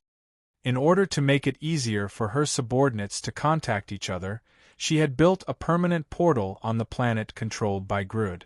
There was no need to be afraid of fighting there, so it was the most suitable place for teaching. "Control them. I'll leave the man to you." After saying that, Thea took out a magic tool and threw it on the spot. Then, she quickly drew a magic circle to communicate with the long-distance coordinate. With a little sense of her spiritual power, she found the location. "You've damaged the city too much. Follow me," Thea called out. Thanks to her years of torment, the little Supergirl could still recognize her. Seeing that Fiora had knocked out the strong man with a punch, although she didn't know what the blue portal in front of her was, she hesitated for a moment and followed them into it. Wow! Suddenly, she saw the purple sky, which was completely different from the plants, buildings, and gravity on Earth. Kara Danvers knew that she had come to an alien planet. "You're Miss Thea? I remember you." Before Kara could finish her words, she was interrupted by Fiora, who was wearing a cold face.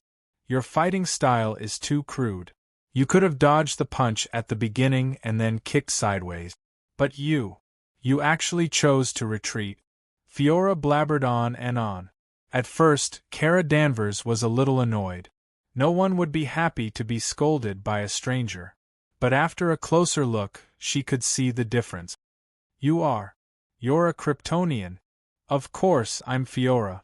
I lived in Area B-15 of Area 115, which was not far from your home. Your mother was my instructor." Fiora talked about the past of Krypton. Unlike Superman, who came to Earth when he was born, Supergirl left Krypton when she was 12 years old. She had deep feelings for her hometown, especially when she heard that Fiora knew her mother. Her eyes were a little red. "Be strong. Your mother once taught me something." Fiora grabbed Kara's collar and spat on her face as if she was training a new recruit. Kara felt that Fiora was an elder. She glanced at Thea from the corner of her eyes and shrank her neck like a quail. Thea gave her a kind smile. This girl was 2 years younger than her and was 18 years old. Perhaps Kryptonians were generally naive, and their personalities were like minors. Ignoring the fact that they were of different blood lineages, Thea looked at her like she was looking at her own sister. Fiora talked nonstop for 5 minutes before Kara came to her senses. "Why did you bring me here?" "I want to train you in fighting style and method like this guy on the ground." Fiora kicked the alien who was knocked out by her punch. "This guy is no match for you." Kara's brows furrowed. She was not very confident now that she had fought so close to death before. The alien stood up shakily after being kicked. At first, he was also shocked by the drastic change in his surroundings. He only remembered that he was like a ferocious tiger, swinging his axe like a tiger. He was about to chop the enemy to death, but how did he end up here in the blink of an eye? However, his combat experience was far better than the muddle-headed Supergirl. He immediately realized that there were enemies around. Thea stood in the distance with a faint smile. He could not see her specific strength. However, Fiora was very close to him and realized that he was an enemy. Without thinking, she chopped down with her axe. Before Kara could tell her to be careful, Fiora grabbed the giant axe with one hand. She continued to talk to Kara as if nothing had happened. "I just arrived on Earth not long ago. You are far better than me in terms of exposure to the yellow sun. However, you have not even used 10% of your strength. Watch me." Fiora let go of her hand and lowered her strength to Kara's level. She grabbed the handle of the alien's axe and pulled him to the side. She lifted him up with the tip of her left foot, turned around, and kicked the alien's face with her right foot. "See? You have to use all the strength in your body to fight, not just punch and kick." Fiora did not feel that there was anything to brag about defeating a brute. She stretched out her hand and wanted to raise the target again. Sia chuckled. This unlucky guy was directly knocked unconscious. She tapped lightly with her index finger, and the brawny man was dragged back. A golden light of healing lit up on his body. Let me treat this guy. We have plenty of time to practice. Chapter 430. While Thea was treating the injured, Fiora gave Kara some on-the-spot guidance. Thea listened from time to time. The Kryptonians did not have as many combat styles as the Earth. Their martial arts were like a science, and they were all precisely calculated. They pursued simplicity and efficiency. They used their high attributes to crush their opponents and finish the battle within a minute. This was the traditional combat style of the Kryptonians. Come on. Fiora patted Kara's shoulders and pushed her toward the alien who had been treated again, as if she was sending a boxer to the ring. Kara Danvers felt a lot more confident, perhaps because he had a fellow Kryptonian and a seemingly friendly little sister like Sia. He gently cheered himself up and punched the muddle-headed brawny man in the chest. The poor muscular alien was hit hard before he could understand what was going on. Purple blood sprayed all over the ground like a fountain. However, this alien was very experienced in combat. He swung his axe in midair and forced Kara to step back and regain his balance. Don't just watch. Attack his lower body when he just landed. Why are you flying when you are fighting face to face? There are too many unnecessary movements. Stare at your opponent's shoulder. He is going to throw his right fist. Don't be afraid of getting hurt. The body of a Kryptonian can take any attack. You have to dodge that axe. Can't you see such a bright energy attack? Fiora was constantly correcting her movement. Kara was embarrassed by the scolding, but now that his life was no longer in danger, the Kryptonian's fighting spirit was gradually ignited. His punches and kicks were gradually becoming more and more like a fighter. The alien on the opposite side also learned some information through the battle. Although he did not know where he was, he knew that it was the two women who were playing tricks. Fiora sent him flying with 2 punches. He knew that he was no match for Fiora even if he was in perfect condition. He attacked Kara with his axe and flew toward Thea. Dishonest guy. Thea's fighting style was not suitable for Kara, and she had no intention of teaching him. She leaned slightly to the side to avoid the opponent's attack. She moved briskly to the side and raised her leg to kick the alien's ribs. When he was in pain, she changed her kick to a flick and turned around to do a standard taekwondo spin kick to send him back. Thea's kick was skillful, and the alien was not injured. He was still unconvinced and wanted to continue attacking. Bam! Bam! 2 orange energy beams hit the ground under his feet. Thea pointed to Kara, indicating that this was his opponent. Is this a heat ray? Super asked, a little confused. No, it is not easy to explain it in a few sentences. Just know that I am a pure earthling, explained to Thea lazily. Kara Danvers nodded as if he understood. He continued to fight with the sparring partner with a serious expression. The next half a day made her very happy. She had been suppressing her strength since she came to Earth, and now she suddenly released it. The Kryptonian fighting genes were completely activated, and every cell in her body seemed to be cheering. Her every punch and kick would burst out with great power. Her real energy did not change, but her combat power had at least tripled. While she was happy, the sparring partner was unhappy. He had come with an axe to take revenge on the Kryptonians. He could not beat a tough guy like Superman, so he set his eyes on the weak-looking Supergirl. The plan had been carried out smoothly. He had been training with a thirsty axe for many years, and he was about to kill Supergirl. But he never expected that 2 female devils would jump out of nowhere. Fiora did not fight, and she was in a guiding position, which was acceptable. Sia, on the other hand, was too despicable. The sparring partner had already been knocked unconscious 14 times by Supergirl. From his skull to his nose, to his arms and thighs, there wasn't a single spot on his body that wasn't injured. Even such a serious injury had been pulled back. When he felt that he was getting weaker and weaker, Thea injected him with some kind of injection to make it look like they were evenly matched.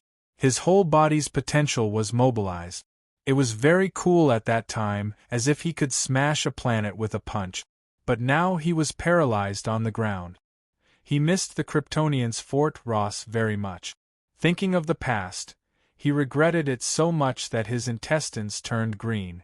When he first got out, he should have gone to other planets to beg for food instead of being fooled into coming to Earth to take revenge. His strong body had shrunk by 2 sizes, and he had lost at least 30 pounds. Thea looked at this guy who was staring at the sky with dull eyes. After checking, she said helplessly, "Your body's potential has been overdrawn, and the vitality of your cells has dropped to the lowest level. If you want to fight again, you will need at least a year of rest."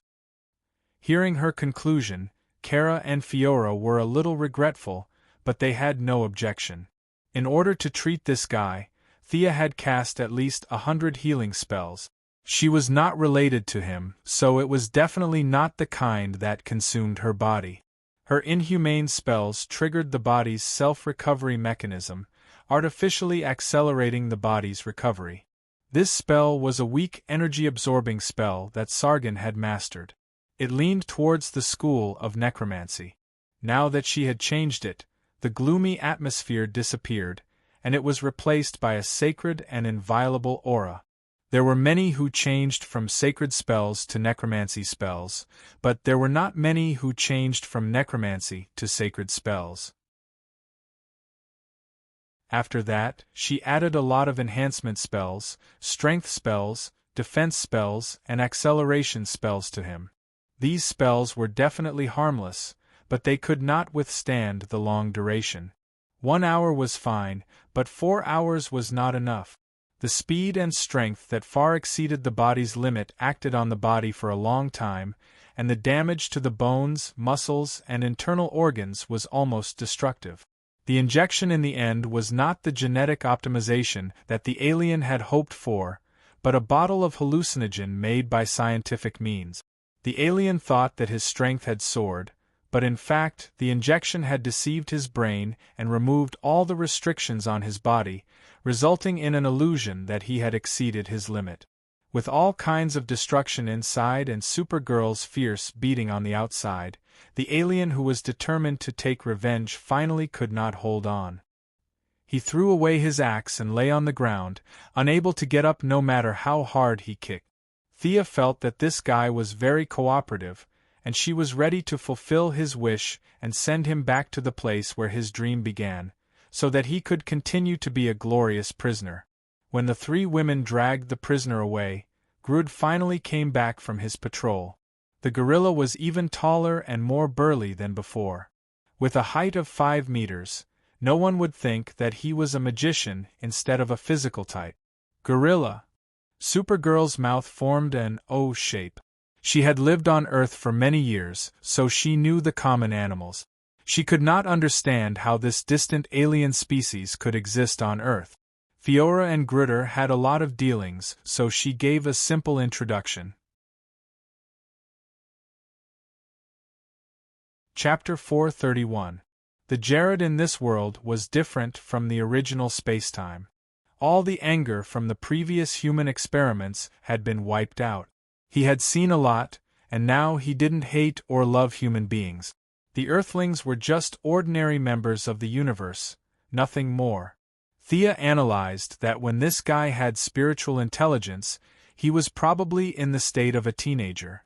After various kinds of torture, he naturally had the idea that the sky couldn't cover his eyes and the earth couldn't block his heart.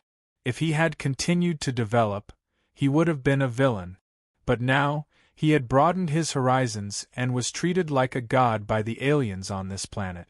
Jared's temperament had changed. It was like a child who didn't hold a grudge when fighting, but if you beat him every day, he would hate you for the rest of his life. Grodd was in such a situation. He was severely beaten up by the Earthlings. At a critical crossroad, he was interrupted by the young lady. He vented his resentment, and now, the trauma in his heart had been healed by the aliens as if they were his ancestors. "Hey!" The gorilla passed an intimate signal to Carla and stretched out his big hand to shake her hand. "Oh, she seems to be able to talk to me?" Carla seemed to have discovered a new world and held Jared's hand tightly. If it was an Earthling girl, she would have fainted, but Carla didn't have this problem. The Kryptonian genes made her look simple, but nothing could scare her. Carla laughed and played with Jared. The gorilla had been eating and sleeping since he left the Earth.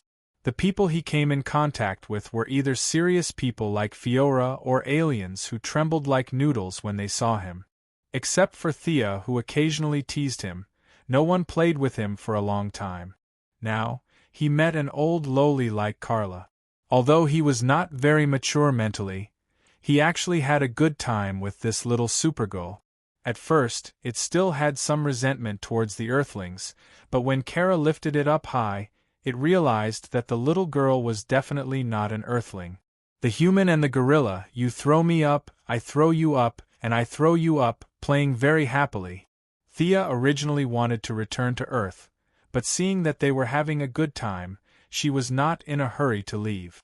Grodd no longer had a ruthless personality, and his personality was developing rapidly in the direction of humor.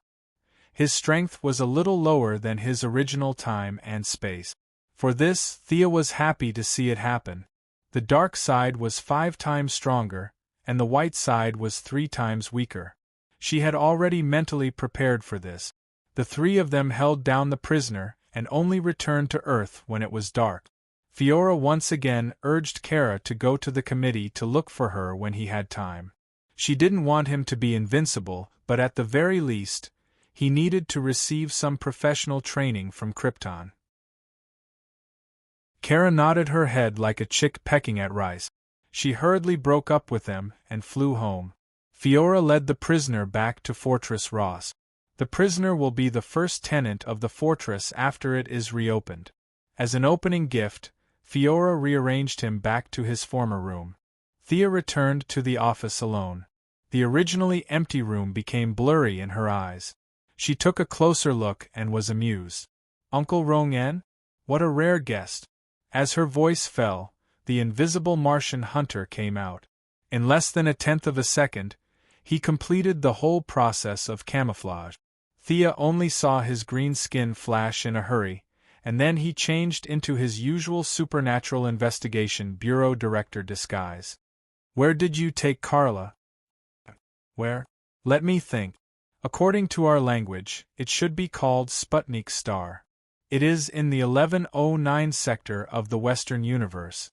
Thea thought about it seriously before answering. Looking at the Martian hunter's eyes, she explained, "Kara's fighting ability is too poor. You also know Fiora. She is going to train Kara.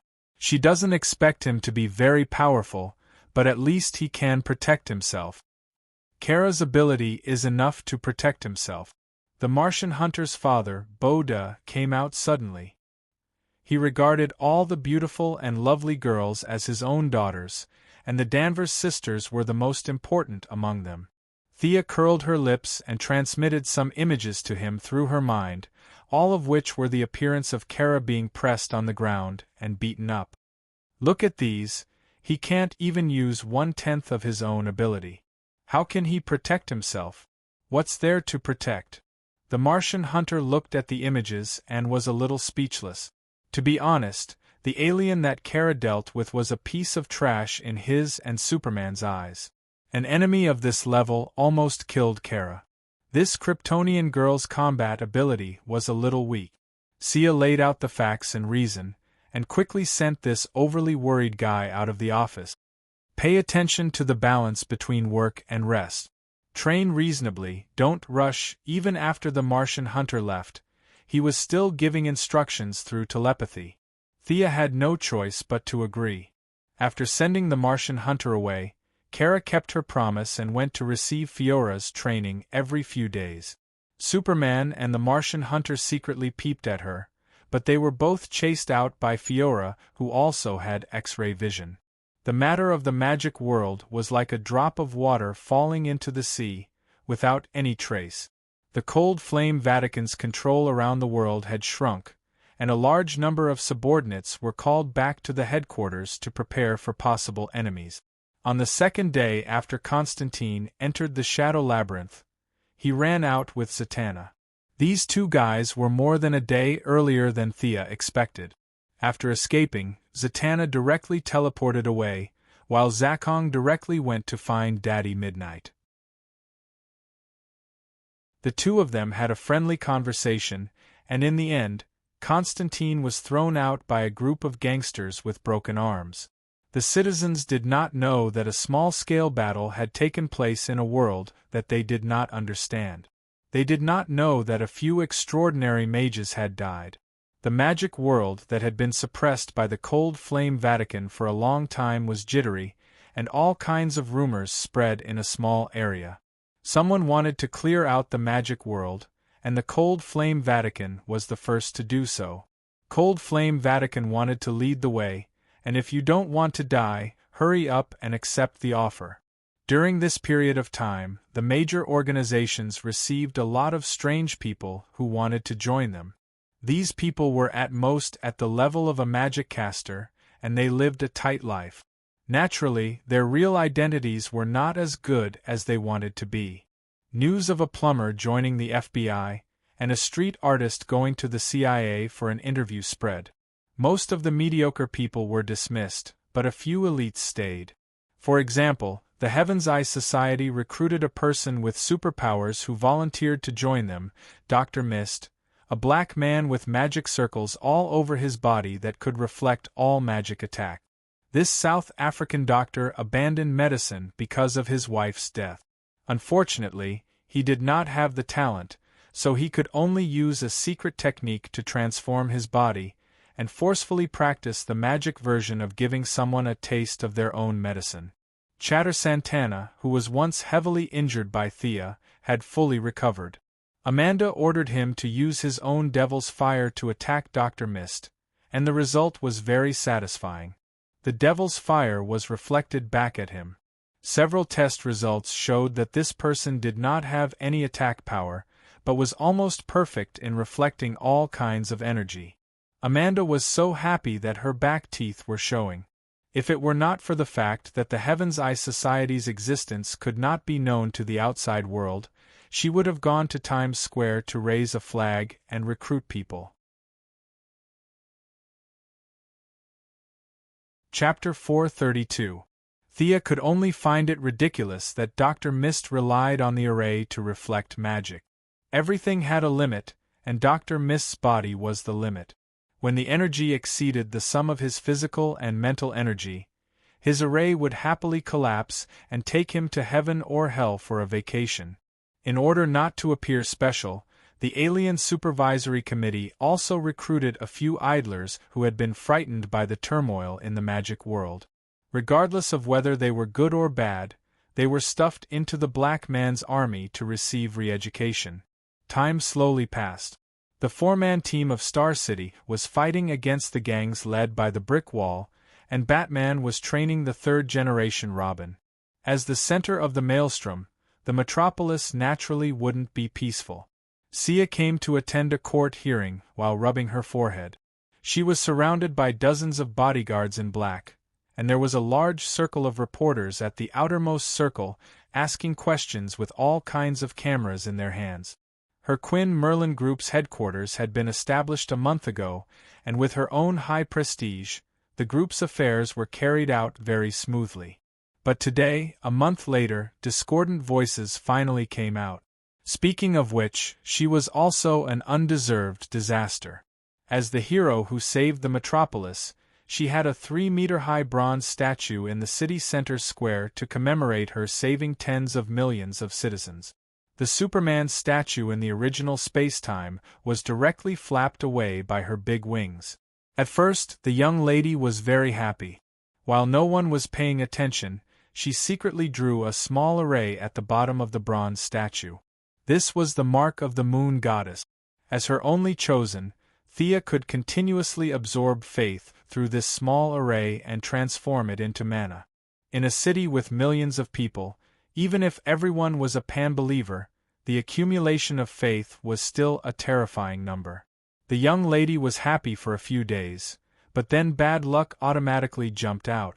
3 guys who were injured either in the battle with Zod or in the glass dome incident ran under her statue at the same time and committed suicide. The reason for their suicide was so fake that it made people's hair stand on end. The 3 left behind a suicide note saying that Thea, as the Metropolis hero, didn't help them no matter how hard their lives were. If that was all there was to the will, even an ignorant person would find it funny. If it wasn't your biological parents, who would care if you died? However, when the 3 of them committed suicide, they also revealed the existence of the Extraterrestrial Management Committee. They listed a lot of data, showing how Thea, as the chairman, treated the extraterrestrials well. It created an image for the masses of onlookers that they were harsh to Earthlings and generous to aliens. Other than the citizens of the metropolis who came into contact with Superman every day, humans all over the world still did not believe in the existence of aliens. However, under the influence of some people with ulterior motives, this group of people also joined the army of skeptics. This level of gossip couldn't even be considered slander. For those politicians, if they didn't receive insults in their mailboxes every day, it meant that they were about to step down. However, these rumors were really disgusting. The statues that collected faith were destroyed by vengeful spirits, and a bunch of people were watching them 24/7. Thea didn't even have a chance to purify them. Toads stomp on the ground. They don't bite people. They are disgusting. This was Thea's inner monologue. Dr. Quinn, do you have any response to the alien incident? Dr. Quinn, our readers would like to know that this committee costs the world's taxpayers $35 billion a year to settle aliens. Is this news true? Relying on his size, Clark Kent, who disguised himself as a human reporter, also came to Thea with the cameraman Jimmy. Seeing that he also raised the microphone and wanted to ask something, Thea glared at him. What are you pretending for? Did you come here to watch the show? If you dare to ask, I'll beat you up even if I have to use all my equipment. In the original spacetime, she remembered that a guy with a broken leg climbed onto Superman's statue and sprayed paint. Now that it was on her head, it directly escalated to suicide and 3 people died at once. Needless to say, the biggest suspect who wanted to deal with her was still Lex Luthor. She didn't know what was wrong with him. Didn't he want to have a love-hate relationship with Superman? She didn't need to die. Superman, who didn't know that Thea had taken the blame for him, also felt that this matter was ridiculous. The 2 of them were now familiar with each other with the help of Kara, Batman, and a bunch of other people. It was quite strange to pretend that they didn't know each other in public and want to interview her. His footsteps paused a little, and he smiled bitterly as he watched her walk past him. The hearing was a situation. Everyone went through the situation in a lively manner. Thea didn't say a word during the whole process. She really didn't need to explain to these people. The Quinn Group hired hundreds of lawyers, and half of them came today. Those who didn't know would think that this was a lawyers' association. Wasn't it just a waste of time to engage in a battle of words? The lawyers took turns to speak, picking words one by one. When it came to talking about aliens, they didn't know anything. After talking nonsense with this group of people for the whole afternoon, Thea returned home and ordered her various covert subordinates to investigate several major domestic consortiums, several multinational corporations, and even Wayne Enterprises. Thea must know who the other party was. When the information from all parties was summarized, Thea was a little surprised. Project Cadmus? The one who sent the information was Poison Ivy. Her charm was unparalleled in the world. No matter how harsh the training was, it was useless. She and Death Knell consecutively tied up 11 scientists, who dealt with the Luthor Group, and finally got the name. Yes, boss, but the scientist only knows the name. He doesn't know the details. Thank you for your hard work. Stop the follow-up. After Poison Ivy left, Thea repeatedly compared it to her memory. She knew a little about Project Cadmus. It was a huge scientific research project that Luther secretly built with his financial resources. Cadmus was a hero of ancient Greece. According to the legend, he was the one who introduced the Phoenician alphabet to Greece. Luther named his project with a very clear meaning. He wants to be a hero and bring alien things or technology to Earth. But the technology is not so easy to get. Who gave him the confidence to start such a project that costs tens of billions of dollars? Thea, who is also doing this work, has the most right to speak. Her cheating has broken through the sky. Various governments pay for it and a large number of scientific research results of the Red House. Now, only a few small projects such as exoskeletons and laser guns have made breakthroughs. But Luther's plan is not small. He wants to lead the Earthlings to complete their self-evolution and catch up with or even surpass the level of the Kryptonians. From the point of view of the Earthlings, he is a well-deserved hero. Who is helping him? Thea suddenly thought of a person, the Kryptonian adjutant who escaped from Ross's fortress, Norn. This guy has been looking for a long time and disappeared like the ground. He won't be involved with Luther, right? Chapter 433. This group of people had destroyed all the images related to them before leaving the spaceship. It was very difficult for Sia to rely on Croydon's compass to find them. There was not a single photo. The compass was just a magic tool, it was not a search engine. Relying on the vague impression described by Fiora to search, the result could only be helplessly idling. She had no clue how to find the Kryptonians, but she could go directly to Luther. Early the next morning, Milady, wearing a navy blue dress and thin high heels, rushed to the Luther group with dozens of bodyguards and assistants in more than a dozen cars. This was her first time in the new L building. The overall layout of the building was not bad, except for the huge portrait of Luther at the entrance and Luther's quotations hanging everywhere. All of you wait outside. In front of Luther's office, Thea turned around and ordered. She walked over alone, and the secretary opened the door for her with a smile. Is the missing Kryptonian with you? Thea asked directly. Luther shook his head like a rattled drum and denied it. It doesn't matter if you don't admit it. What I want to say is, don't try to control something you don't understand. Thea was not surprised by the appearance of Doomsday. She could not prevent it at all. The chances of the Kryptonian adjutant colluding with Luther were very high. Both sides thought the other was stupid. Norn looked down on the technological level of the people on Earth. He came to Earth with a condescending attitude. Not to mention Luther, who had solved Fermat's last theorem in kindergarten.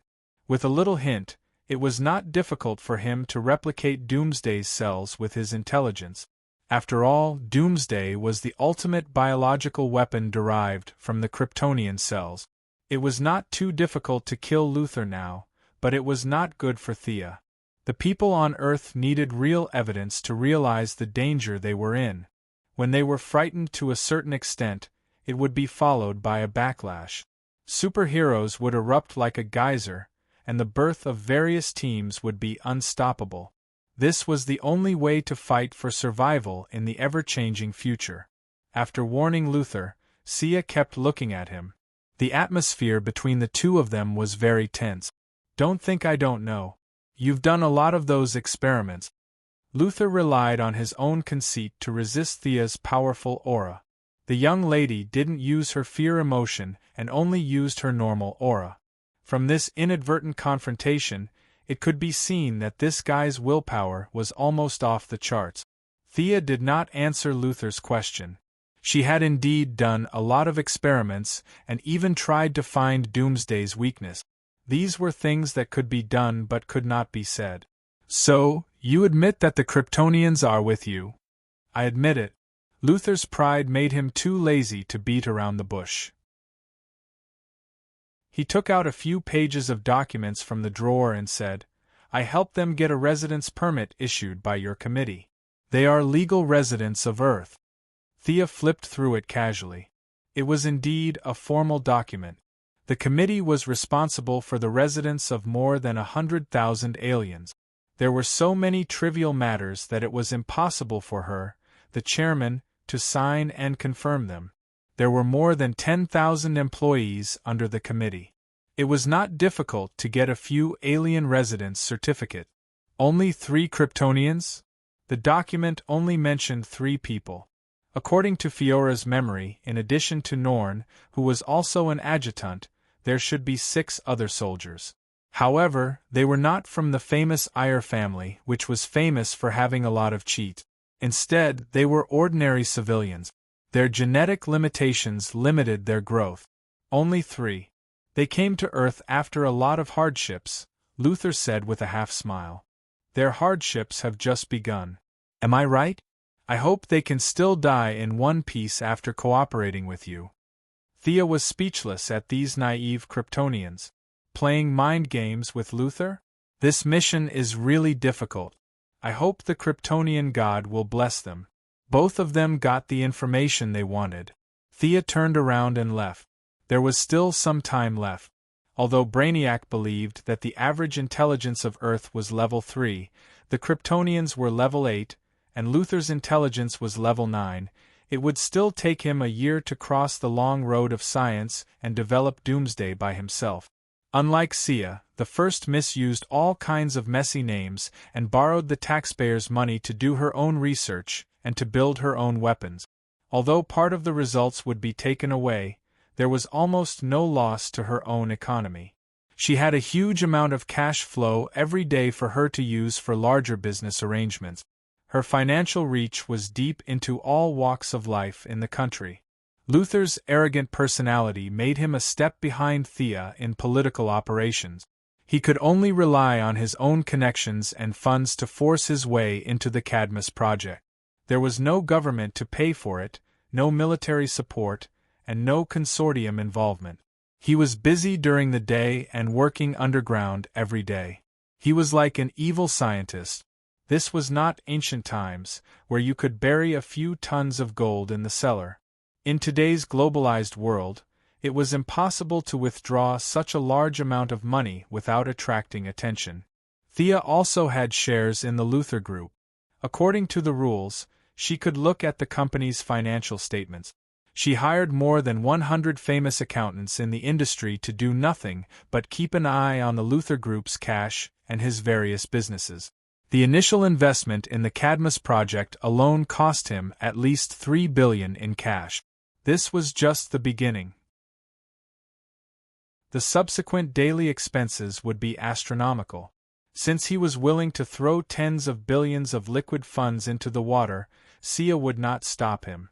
The young lady had already begun to plan how much money she would have to pay to buy the Luther Group when they failed and went to jail. The funds had been taken away, but the Luther Group had a huge foundation. The meeting between the two did not have any impact on the overall situation. Without Luther's instigation, the suicide incident was widely spread on the internet, and all kinds of questions and puzzles emerged. The best way to deal with this was to muddy the waters. The young lady ordered the company's public relations department to use money to pave the way, bribe the print media, and hire Internet Water Army to stir up trouble. In order to divert attention, she negotiated with several major agencies to make their artists break the news. Who was going to a hotel with whom today? Who was going to break up with whom tomorrow? The world's attention was involuntarily attracted. The uproar about the alien incident that had been going on for a month was gradually buried in all kinds of gossip. Although the incident had subsided, the sensitive people had noticed the existence of aliens. Several members of the committee discussed it behind closed doors and decided to maintain the status quo. Those who knew could know, but those who did not know, it was better not to know. The unlucky incident gradually subsided. The expedition team deep in Peru finally brought her good news. The temple had been found. Chapter 434. Thea excitedly rushed to the target location that night. The expedition team felt that she was a little too fast, so she used a supersonic plane as an excuse. Is this the place?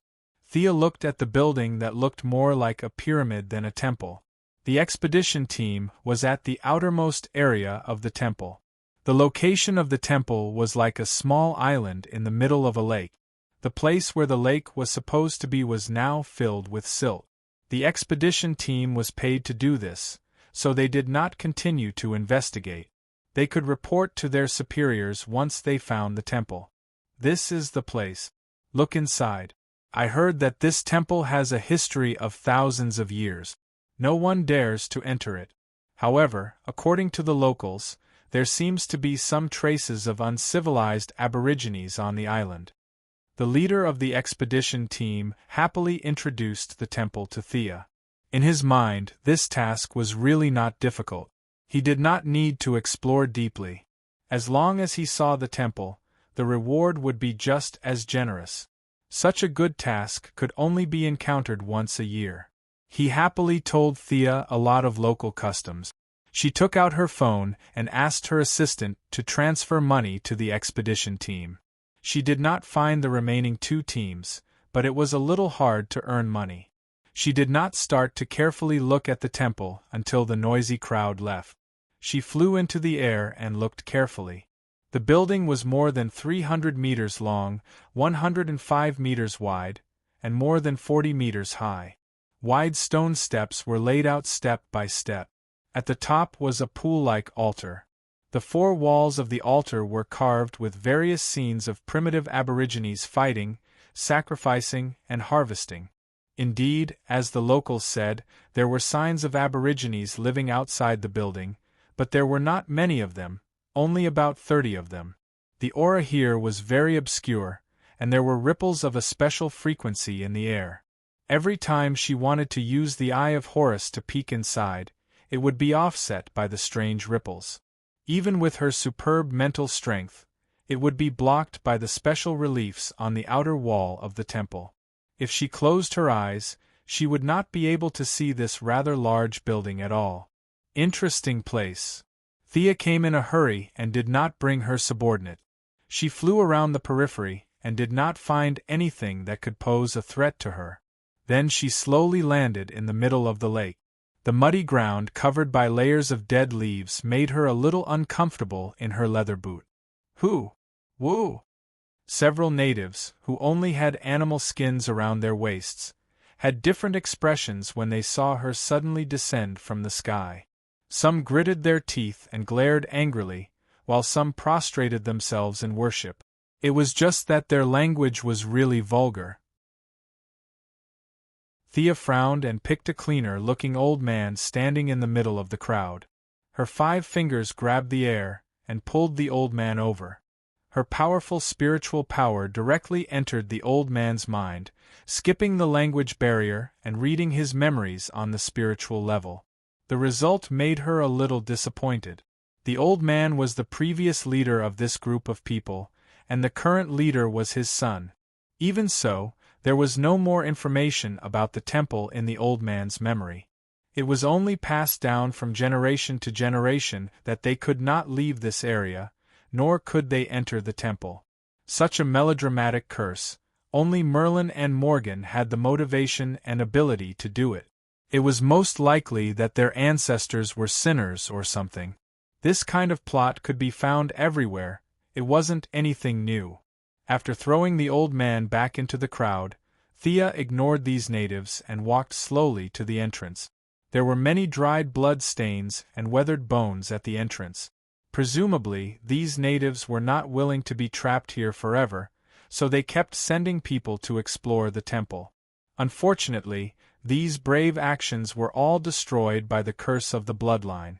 The road had been soaked in blood for a long time, and many bones had grown together with the brick.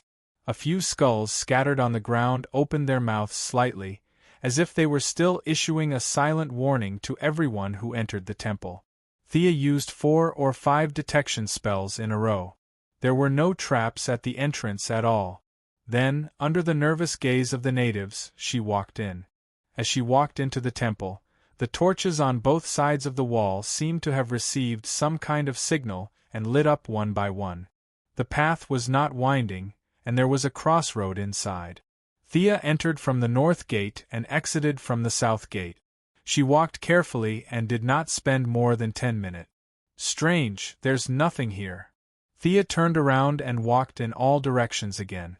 Except for the sound of her footsteps that lit up all the torches in the temple, there was nothing unusual. These ancient mages all liked to pretend to be masters. Milady was too lazy to search by herself. She took out the power armor and activated the artificial intelligence scanning function. The temple also hindered the scanning to a certain extent, but after all, they were different professions. Thea adjusted the scanning frequency twice, and the magic enchantment of the temple was completely deactivated. Gideon scanned the interior and exterior of the temple and began to compare the information. The gaps between the bricks, the structure of the wall, the weight of the temple, and ancient buildings were still buildings. The numbers could not be faked. After a large number of positive and negative function calculations, he found a secret door in 2 minutes. The secret door was not heavy. Thea gently pushed it, and the door opened automatically. The dark room opened to her. The dark room seemed to have absorbed all the light. The hundreds of torches in the temple were instantly extinguished. Thea seemed to be standing in the void. It was so dark that she could not even see her own fingers. She raised her hand and released a light spell.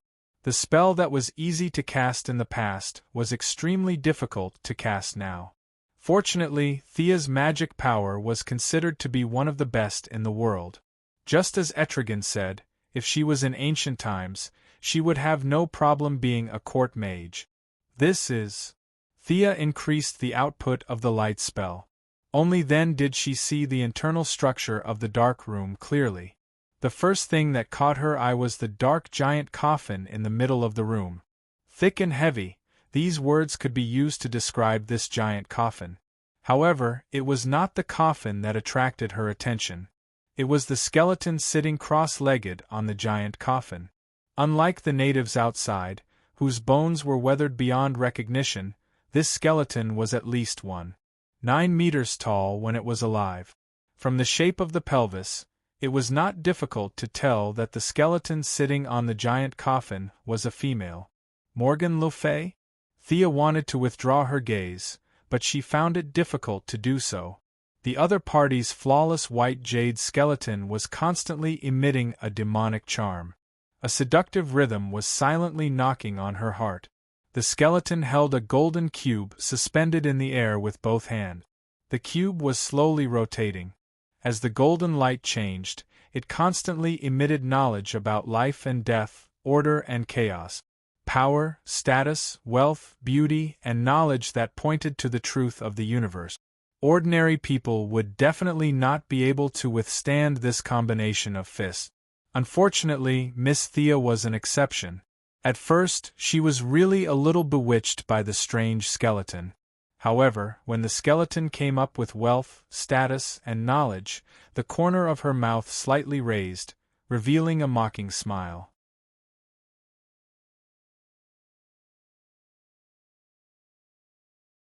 This woman looks serious, but she seems to be a clown. Ahem. Thea coughed twice to announce her presence, because she saw that the woman sat back down and seemed to want to continue reading. The blonde woman's train of thought was interrupted, and she couldn't help but glance at Thea. Then, as if she had discovered a new continent, she asked, "Merlin bloodline? How could this be? The one who came to see me after 1,000 years was actually old Merlin's descendant." The blonde woman didn't sit anymore.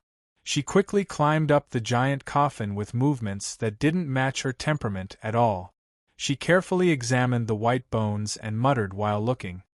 "This doesn't make sense. Old Merlin is greedy and lustful. These spell formations are still in operation. How could he let his descendant in here?" Thea revealed a smile that was uglier than crying. All kinds of temptations were still vivid in her mind. Greedy and lustful? Is this the image of the ancestor? The image of a Dharma god in Missy's heart collapsed. Based on her words and the state of her soul, it wasn't difficult to guess the woman's identity. Thea still wanted to confirm it. You are? The woman searched the skeleton for a long time but didn't find anything. She scratched her head in confusion, jumped down from the coffin, and walked to Sia. Under Sia's nervous gaze, she made a gesture to compare who was taller. Oh, descendant of Merlin, you're not tall. Me? I'm Morgan Le Fay's doppelganger. Can't you tell? Have you heard of the name of my main body? The blonde woman said with a brisk tone that didn't match her appearance at all. She even smiled proudly as if she was very satisfied that she was taller than Thea. 3 black lines appeared on Thea's forehead. In all honesty, she was now 1.79 meters tall, which was definitely considered tall among women. She was only a few centimeters shorter than Diana's 1.83 meters. When she participated in some activities, not many people had the courage to take a photo with her in high heels. It was really too embarrassing. However, this was a little overshadowed by Morgan Le Fay's 1.90 meters tall figure. Thea couldn't help but curse. Are you really a mage and not a basketball player? Many novels use tall and thin to describe mages. Could it be that mages had the hidden attribute of being tall and thin? Thinking of her purpose, Thea opened her mouth and asked. I know great mage Morgan Le Fay. She was a well-known figure in the same generation as Merlin and was also King Arthur's half-sister. Thea didn't mention anything about black mages and continued to ask. Where is your main body now? The blonde woman sighed slightly with her hands behind her back. My main body is no longer in this world. Most likely, she ran off to play somewhere. Thea almost spat out a mouthful of old blood. She could see that this doppelganger actually had no relationship with the main body. Either the doppelganger was too far away, or the main body had voluntarily given up control of the doppelganger. This beautiful woman who looked exactly the same as the main body had given birth to a new personality. Although she had the knowledge of the main body, growing up in such an independent environment, her mind was as pure as a child's. Thea put away the 2 gems in her hand. Just as she was about to speak, she saw the blonde woman slap her forehead. Ah, you specially came to accept the test left behind by the main body? Is that right? Not knowing that her words revealed a huge amount of information, the blonde woman stared at Thea with bright eyes. Morgan Le Fay's test? Thea's heartbeat instantly sped up, but she forcibly suppressed it. The thoughts in her mind constantly collided. Dozens of thoughts spun rapidly, and finally converged into one meaning. Agree first. Yes, I'm here to accept the test. Although she didn't know anything a second ago, the young lady still spoke in a resolute and decisive tone. The blonde woman was very satisfied with her attitude. She used her right fist to punch the palm of her left hand, then turned around, her back facing Thea, and stretched out her hand into the void.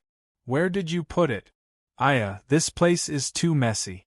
This somewhat confused big sister searched for a full 10 minutes before she pulled out a shabby parchment from the void. She looked at the first line of the parchment, then cleared her throat. The first test, the test must be a female. You're a female, right? After hearing this, Thea's face darkened. She drooped her eyelids and nodded. Chapter 436. She didn't know if Morgan Le Fay's clone was innocent or responsible, but she insisted on doing the so-called body check. Thea awkwardly allowed the clone to check her body and then compared it with her own body. Since the clone remembered that she was a female, Miss Thea finally proved that she was a female. The blonde lady was not ashamed of doing such a shocking thing. She regained her comical look and proudly read out the second rule: must know how to cast spells. Thea was afraid that the clone would do something intimate like checking the magic circulation in her body. She shot out 7 to 8 spells in the blink of an eye, including magic missiles, flame arrows, frost arrows, and a bunch of other spells. The silly girl nodded. Yes, the third rule, must not be older than 50 years old. Thea quickly took out her driver's license. The blonde lady looked at it seriously and pretended to understand it. She continued reading. The fourth rule, must be beautiful. There were a lot of questions, and Sia was tired of dealing with them. She felt that this was not a test, but a check on her household registration. Name, age, gender, and family situation were all asked. The 17th rule, the host must obtain the scepter gem of Gaius Octavian, the first monarch of the Roman Empire, the Star of Scribonia, named after his wife. The time limit is 3 days. There's no need for 3 days. This gem is in my hands. Thea rummaged through her ring expressionlessly and then threw a purple gem to the blonde lady. It's so beautiful. Ahem, I'll give this gem to the host for identification. You pass this test. Morgan Le Fay's clone played with the gem for a long time and wanted to throw it back to Thea. However, she couldn't bear to do so. In the end, she came up with a lame excuse and put it in her pocket. Sia glared at her. She only stopped when Sia gave her a fawning smile.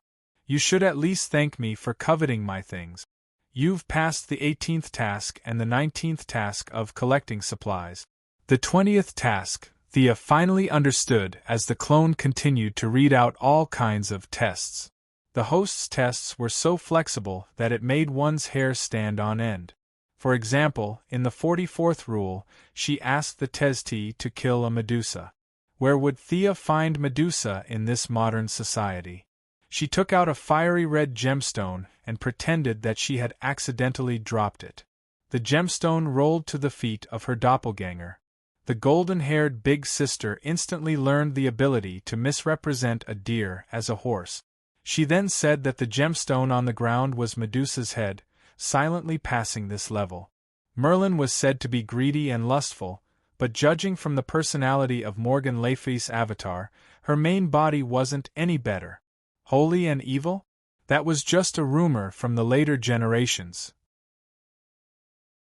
After coming into contact with them personally, Sia no longer had any respect for these legendary figures. These guys were not much harder to deal with than General Amanda Ryan. Although both the examiners and the examinees liked this kind of flexible, working method, Thea's gems didn't just fall from the sky. She could be flexible when it came to some troublesome tasks, but she still had to rely on her own ability to deal with some simple tasks. As time passed, the trials became more and more difficult. On the 82nd trial, Morgan Le Fay's clone directly grabbed a native from the outside. The native who entered the divine temple began to have his blood boil violently. The task was very simple. She just had to ensure that this person lived for more than 10 minutes under the effects of the bloodline curse. Thea didn't dare to neglect. The moment this person entered the divine temple, his pupils began to dilate and his whole body began to convulse. If she didn't treat him in time, he wouldn't even last 10 seconds. Healing, greater healing, regeneration, and all kinds of light and water spells were used to greet him. At the same time, all kinds of strengthening spells were cast on him. However, in less than 2 minutes, this person's body potential was exhausted. The recovery of his magic power was already behind the outbreak of the curse. Magic couldn't save him anymore. She directly injected a shot of adrenaline. Thea glanced at the golden-haired big sister. Seeing that she didn't have any reaction, she no longer had any scruples. She directly activated the medical cabin with a new energy source. Heart failure, cardiopulmonary bypass, kidney necrosis, abdomen disembowelment, and changed to a mechanical one. She injected 10 tubes of stimulant that could make an elephant run wildly for 3 days. All kinds of nutrients were poured into the body as if they didn't cost money. Poison Ivy, according to her actual situation, had prepared a large amount of chlorophyll that was rich in vitality. After a little experiment, she found that the human body didn't reject it. She also gulped down a bottle. Time's up, not bad. The golden-haired big sister looked at her with satisfaction. Thea breathed a sigh of relief. She summoned a ball of water and washed the dirty blood off her hands. Only then did she have time to carefully look at her work. It seemed that the divine temple's curse on the bloodline only lasted for 10 minutes. Now, after 10 minutes, this person was breathing and had a heartbeat. His brain was still receiving signals from the outside world. From a physiological point of view, this person was still alive. However, his heart was placed outside his body. More than half of his internal organs had been replaced. All the capillaries in his body were bursting from the chlorophyll. His cells were still bursting with new energy due to the stimulation of stimulant. They were constantly dividing, growing, and dividing. The violent outburst of cells in a short period of time had greatly shortened this native's life. The best ending for this person was to live as a cyborg. Thea didn't ignore the follow-up just because the time was up.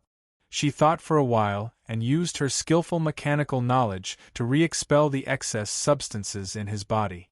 Metal skeleton, biosimulated nerves, and artificial skin. With the help of the medical cabin's powerful functions, it took her half an hour to clean up this person. Thea motioned for the golden-haired big sister to send him out. She felt a sense of accomplishment. She had created a cyborg in 40 minutes. After this person woke up and returned to his race, his strength and speed would definitely increase a lot. The artificial skin was also determined. If she didn't dissect it, she wouldn't be able to see any clues from the outside. After calming down for a minute, she motioned to continue the test. After spending so much time and effort, Thea had to see what the final reward was. Morgan Le Fay's doppelganger was a spiritual body. It didn't know fatigue at all.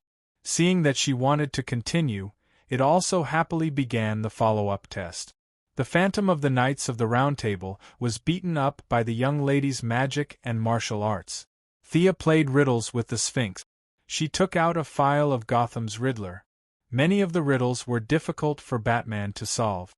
She picked a few difficult ones and directly defeated the Sphinx's doppelganger, whose intelligence was lowered by several levels. The 98th test. Find the treasured sword of the original body's nemesis, Merlin. When the golden-haired big sister saw this line of words, she was a little stunned as she looked at Thea, or rather, her neck. You saw this too, right? The treasured sword is right here. Thea shook the treasured sword that was disguised as a necklace. This test could be said to be reasonable and expected. This test would be extremely difficult in other times, but in this modern society where the Heaven's Eye Association had been searching everywhere for decades, they had basically collected all the equipment of famous sorcerers. Even if they wanted Merlin's staff, Thea could pay a little price for it. This test was almost no difficulty for her.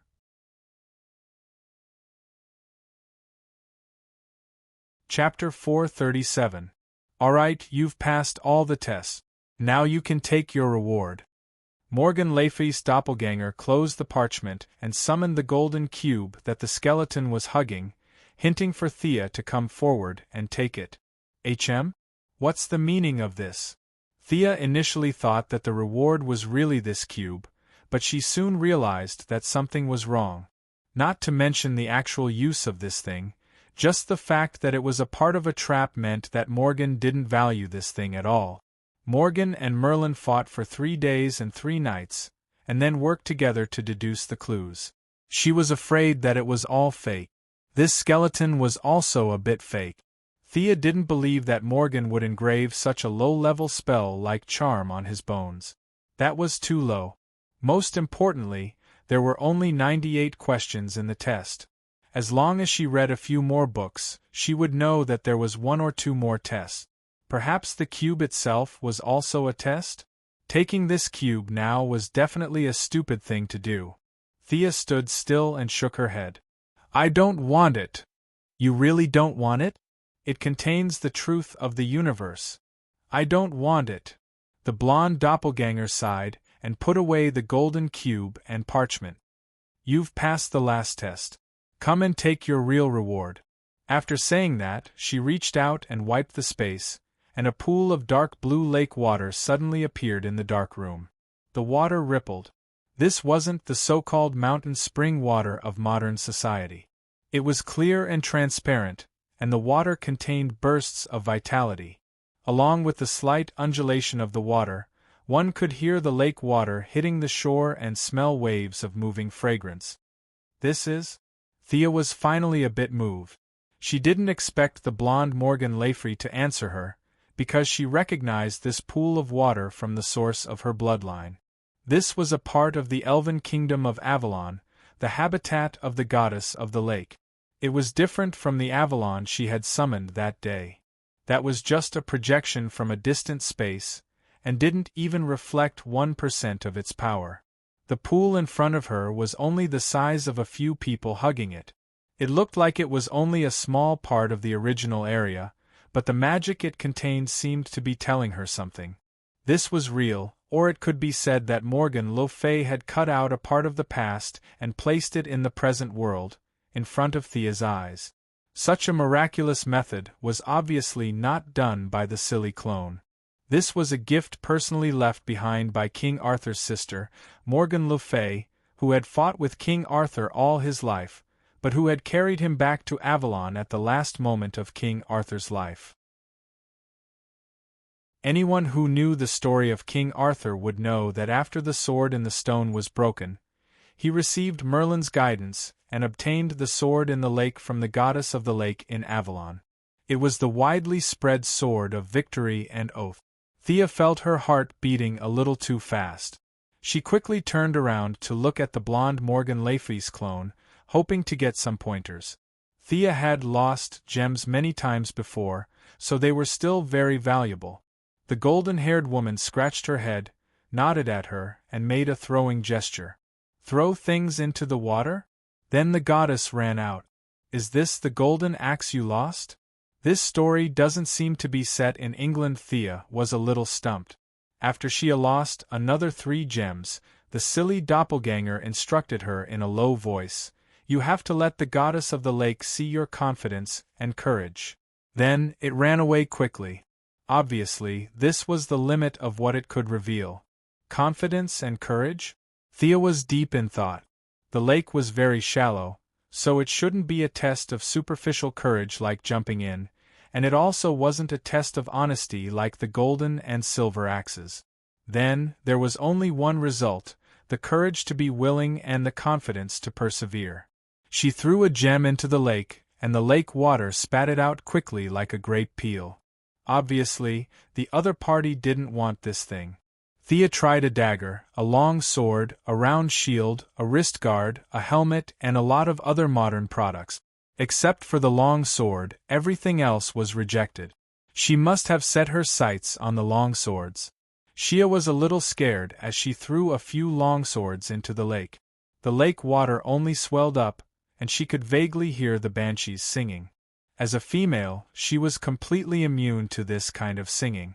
However, the other party's message was very clear. Continue. You can't trap a wolf without risking your child. Thea took out a long sword with a magic circle engraved on it from her space ring. This was a gift she prepared for Thea's 8th birthday. The body of the sword was made by Diana, and the magic circle was drawn by Thea herself. The sharpness of the sword was almost indestructible.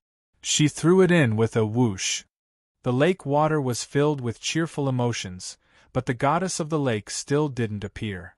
Thea took out a few swords that the Church of the Cold Flame had offered as a tribute. Some could increase the wearer's charm, some could automatically become invisible when held in the hand, and some could let the wielder breathe underwater. Her heart was bleeding. She threw them in one by one. The lake water was already showing signs of boiling, and a few faint whirlpools were forming, but some key forces were still missing. She was so greedy. Thea felt her blood pressure rising. She only had 3 swords left in her hands. They were the fake Godslayer she obtained from Paradise Island, the real Ares Must Die sword, the nameless magic sword forged by the demons, and the Merlin sword. The Godslayer was rarely used now. Logically speaking, this sword should be the first to be used as a sacrifice. However, Thea thought of her feelings for Diana, and the symbolic meaning of this sword was greater than its actual meaning. The magic sword was also rarely used in battle. Thea valued its ability to absorb and its high quality. This sword was a key tool to deal with Black Adam in the future, so she couldn't give it up now. Then the only choice left was the Merlin sword. This sword faintly resonated with her bloodline, and contained a trace of luck. Thea had just tasted the sweetness of it, and she didn't want to give it up. Was this a test of courage? The Godslayer represented feelings, the magic sword represented the future, and the Merlin sword represented luck. She had to make a choice between the three swords. After a few mental struggles, Thea made the final decision. The strong needed feelings and a future, but they didn't need luck. Would Doomsday let her go because she was lucky? Earth had been pierced through, so what was the use of having high luck? Reason told her that it was easiest to give up feelings. She had to pay a small price for a big gain. Thea shook her head. Feelings were necessary for her as an individual. It was easy to give them up, but the price was too high. The feelings here weren't just love and family, but all of them. If she gave up love today, she would give up family and friendship tomorrow. In the end, she would have nothing left. Feelings were the fetters of an intelligent life. It wasn't a restriction, but a source of power. It was the starting point of all thinking. If she only wanted to survive in the beginning, then today, feelings were the cornerstone that made her work hard, the motivation to climb to the top. Without her family and lovers, what was the point of being invincible? Chapter 438. Now that she understood her own principles, there were no strange phenomena like those in novels. She could only feel a sense of relief. Sia vaguely realized that this sword might be what the goddess of the lake really needed. After all, it was a bit funny to give a sword from Greek mythology and a sword from hell to a Celtic god. Merlin's sword and the goddess of the lake were of the same origin. Returning it to her was the right thing to do, right? Thea wrinkled her nose and silently apologized to Ancestor Merlin in her heart. She reached out and broke the necklace. The sword was enlarged to a standard size.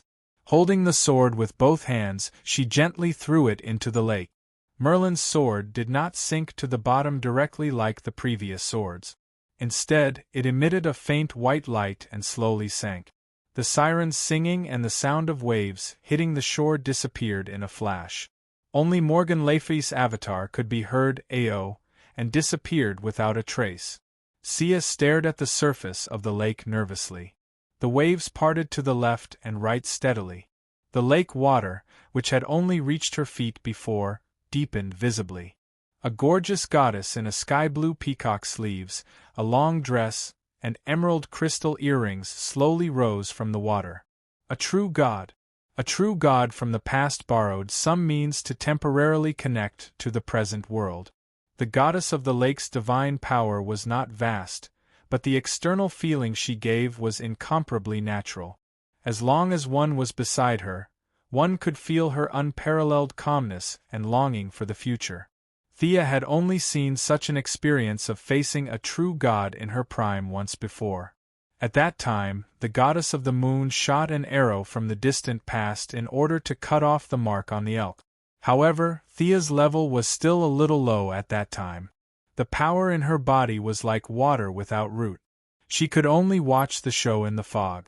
What she actually understood and what she learned were all nonsense. Although Thea had not yet reached the stage where she was angry with Horus, this was her own timeline. The world did not reject her. Her vision and knowledge were far better than the empty shell with only power. The goddess of the lake today could let her see a lot of things. Her character and inner thoughts were not the path she wanted to take, but this close feeling of the goddess of the lake's power still benefited her a lot. The goddess of the lake did not speak. She just held her hands flat as if she was holding something and walked slowly towards her. Thea heard shouts of encouragement and support. Of course, there were also doubts and questions. She didn't know if this was real or just a figment of her imagination. She tidied up her clothes and walked steadily into the lake. Thea clenched and unclenched her fists a few times. In a tenth of a second, she recalled her experience in the past 5 years. She took a deep breath and reached for the empty hands of the goddess of the lake. It had a physical body. When Thea placed her finger on the outside of the left wrist of the goddess of the lake, where she suspected the hilt, the solid touch told her that all the previous efforts were worth it. This legendary holy sword had crossed the distance of time and space, and was about to be reborn. As she touched it, the shape of the sword gradually revealed itself. Upon closer inspection, one would discover that the azure sword hilt was made from a star stone that could emit a faint light even in the abyss. The blade was in the shape of a half-moon. It was made of a metal that the ancient mages called the Earth's core gold. Thea's magic sword also contained a small amount of Earth's core gold, but the amount was very small. This blade was a whole piece of Earth's core gold that was smelted with the fire of the sun. However, these precious materials were just a foil. The 1.2-meter-long blade was the real treasure. It was not gold, copper, or iron.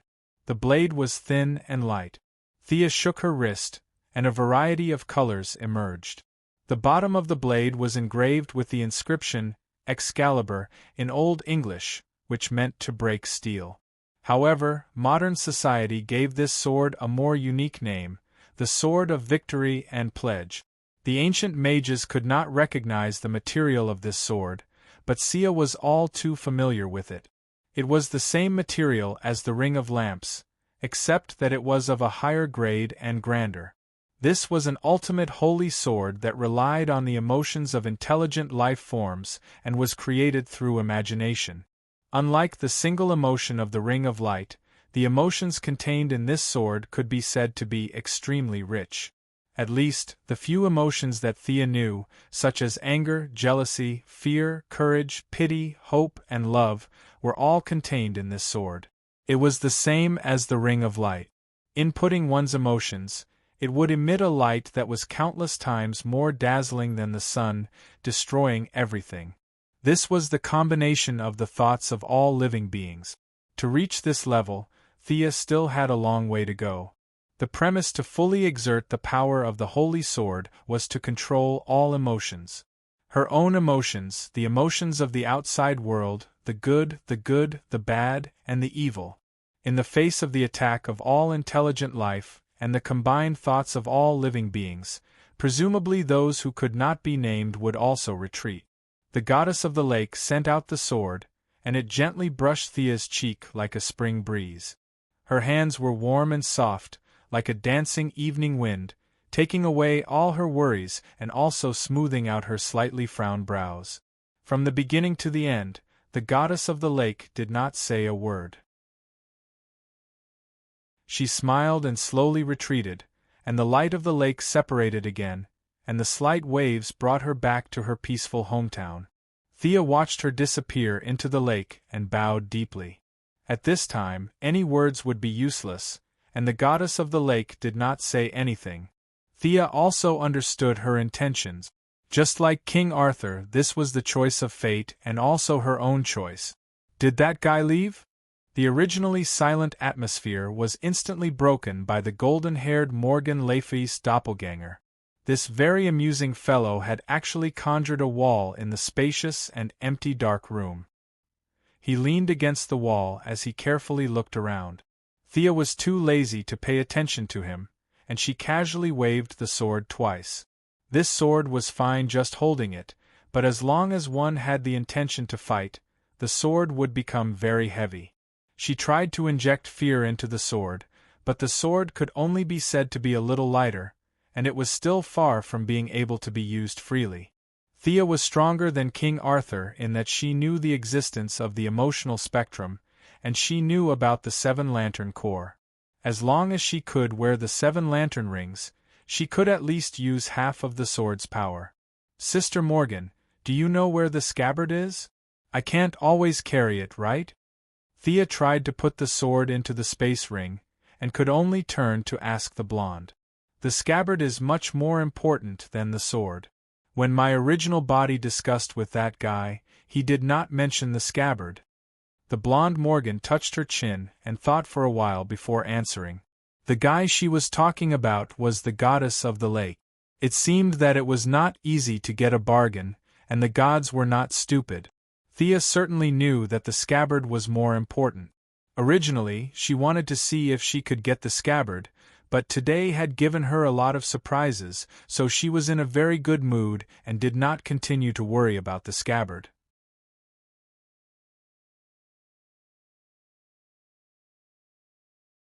Chapter 439. Isolated from the world, this scabbard was even more powerful than the holy sword.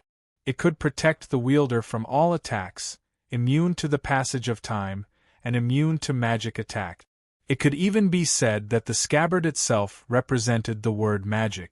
This was the top law of the world. As the wielder of the current generation's sword of victory and pledge, Thea could faintly hear the call of the scabbard. It was just that the distance was beyond her understanding. It wasn't on Earth, it wasn't in the outer space, it wasn't in the material plane, and it wasn't even in the timeline. Thea shook her head and collected her thoughts.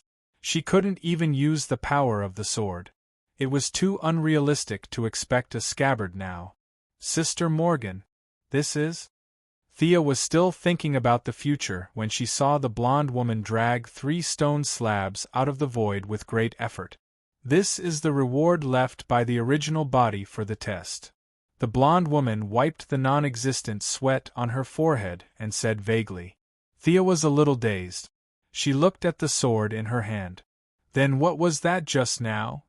That was the test of the goddess of the lake. You didn't think that the original body would reward you with a warrior's sword, did you? We're mages. Of course the reward is related to mages, the blonde woman said while looking at Thea as if she were stupid. Thea didn't want to argue with her about warrior and mage. The meaning of the holy sword was far beyond such a mundane definition. This clone looked mature and beautiful, but in fact, her intelligence was not as good as Damien's. There was no harm in following her words. This was the only experience she had in dealing with naughty children in the past 2 years. The dark gray stone slabs were very heavy. 2 of them emitted a faint white light, while the other one was shrouded in a faint black aura. Thea gently placed her hand on the stone slab that emitted a white light. The stone slab's surface was incomparably smooth, but when one's spirit power penetrated it, one would discover that the stone slab contained a wealth of knowledge. Morgan Le Fay might have anticipated the language barrier of the future generations. She was like Thea, who read minds outside, skipping the language barrier and directly using her spirit power to leave her own magic and experience inside the stone slab. Thea, who had always been calm, could not help but exclaim softly. This evil sorcerer, who was known for his black magic, had left behind a large number of medical spells. Much of the knowledge was related to modern medicine, but it would take a lot of time to read all of them. The 2 white stone slabs contained medical knowledge, while the last black stone slab recorded necromancy and black magic. This knowledge was far more precious than Sargon's memories. In essence, it made up for the shortcomings of Thea's profound theories. It was what she needed the most right now. Big Sister Morgan, what level has your main body reached? Can one really reach the peak by simply accumulating magic power? To be honest, Thea wasn't very sure about her future. She couldn't compare to Superman and his gang. In this era where the old gods had passed away and the new gods were born, she didn't even know who to ask if she wanted to reach the top. She just walked forward like a blind person groping for an elephant. She could not find the answer on Earth, and there was no way she could go to planet Tianqi and knock on Darkseid's door. Hey Blue Fatty, tell me how to become the god of magic. Darkseid could kill her in seconds. Previously, she had thought that she could become a god naturally after obtaining the divine power of Black Adam and Shazan. However, after a brief interaction with the goddess of the lake, she realized that she had been too naive. She might need power, but so did her level. She always felt that she was lacking something compared to these gods. This was the real reason why she had asked Morgan's clone. It was rare for the blonde Morgan to be so serious. He sized up Sia from head to toe with a probing gaze. Your main body must have left this world. As for you, you haven't grasped your true power. The blonde Morgan stroked her chin and pointed at the unicorn tattoo on Thea's shoulder. This thing not only gives you power, but it also limits your future achievements. You can only reach the top if you become one with it again. Become one with the tattoo again? I don't quite understand what you mean. Thea didn't expect to get such an answer. You call this a tattoo? Alright, it's up to you. Your tattoo is actually a reflection of your inner self. Light and darkness, hero and criminal, these are the choices that fate has given you. But you went against the arrangement of fate. You walked on a completely new path. Your several possible futures were condensed into this tattoo. It represents what you could become. You must completely embrace everything about you, such as justice, evil, rationality, passion, and all these other things. Morgan's clone was a little stumbling as she explained. It was obvious that she was very enthusiastic about helping Thea, but there were many words that she did not know how to express. However, Thea roughly understood. Wasn't she talking about her original fate? It was just that she had already jumped out of her original framework. Thea didn't expect that. She thought that she had said goodbye to her past, but the power of her bloodline had pulled some remnants back. Did she need to completely merge with the light and darkness in the unicorn tattoo? Merging was easy, but her personality would change drastically. Would she still be herself? Is there a way for me to maintain the fusion of my current personality?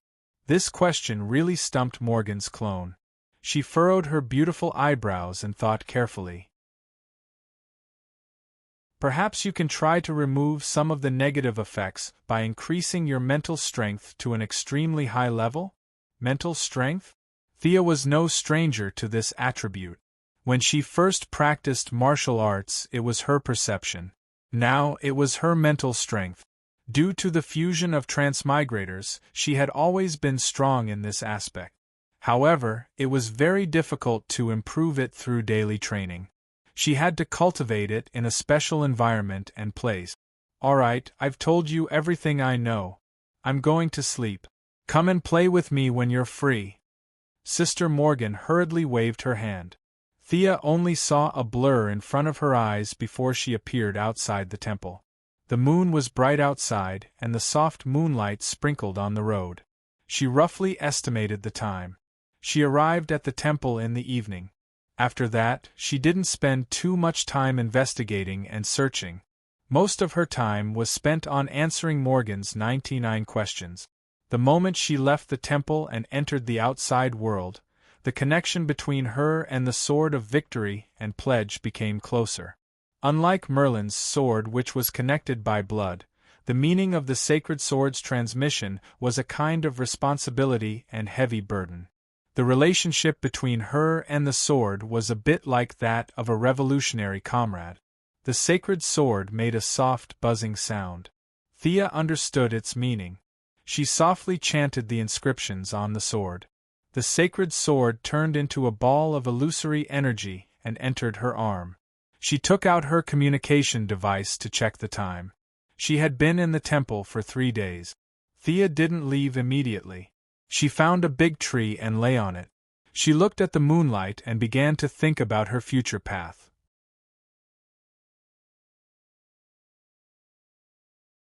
Chapter 440. The unicorn was still very young. It had just entered adulthood and couldn't express itself clearly. Thea summoned her doppelganger and wanted to ask her opinion. We are you. As long as you make up your mind, you don't have to worry about our opinions. We are a whole. This is your future and the choice you can make. When our existence hinders your path, you should make your real choice. The doppelganger said calmly before vanishing like a puff of smoke. Become a chunibu like the unicorn? Or become a gloomy doppelganger? Thea muttered to herself in the empty night sky. She quickly shook her head. This was not what she needed. Light was not justice, and the shadow was not evil. It had nothing to do with right and wrong. It was just that she didn't like it and didn't want it. The fusion was not urgent. She needed to make more plans and preparations. As for Morgan Le Fay's so-called spiritual power, it was something that could be done at the moment. Although her body's magical power was profound and her knowledge was extensive, she might not know the real secrets of this world. Among these secrets, Thea could think of a sacred place to cultivate spiritual power. Nandarbat.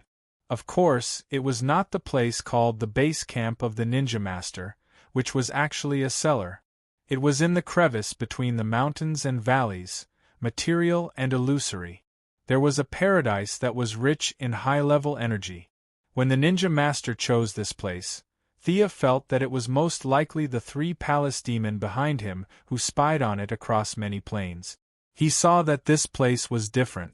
Unfortunately, the distance was too far. Even with the strength of the great demon king, he could not find the real secret place. If the current Earthlings were the 5th generation and Atlantis was the 4th generation, this place was the treasure left behind by the original civilization of the Earth. Aware that their civilization was about to be destroyed, on the eve of the upheaval, these wise men of the ancient civilization gathered the spiritual power of the entire race and forcibly opened up a space.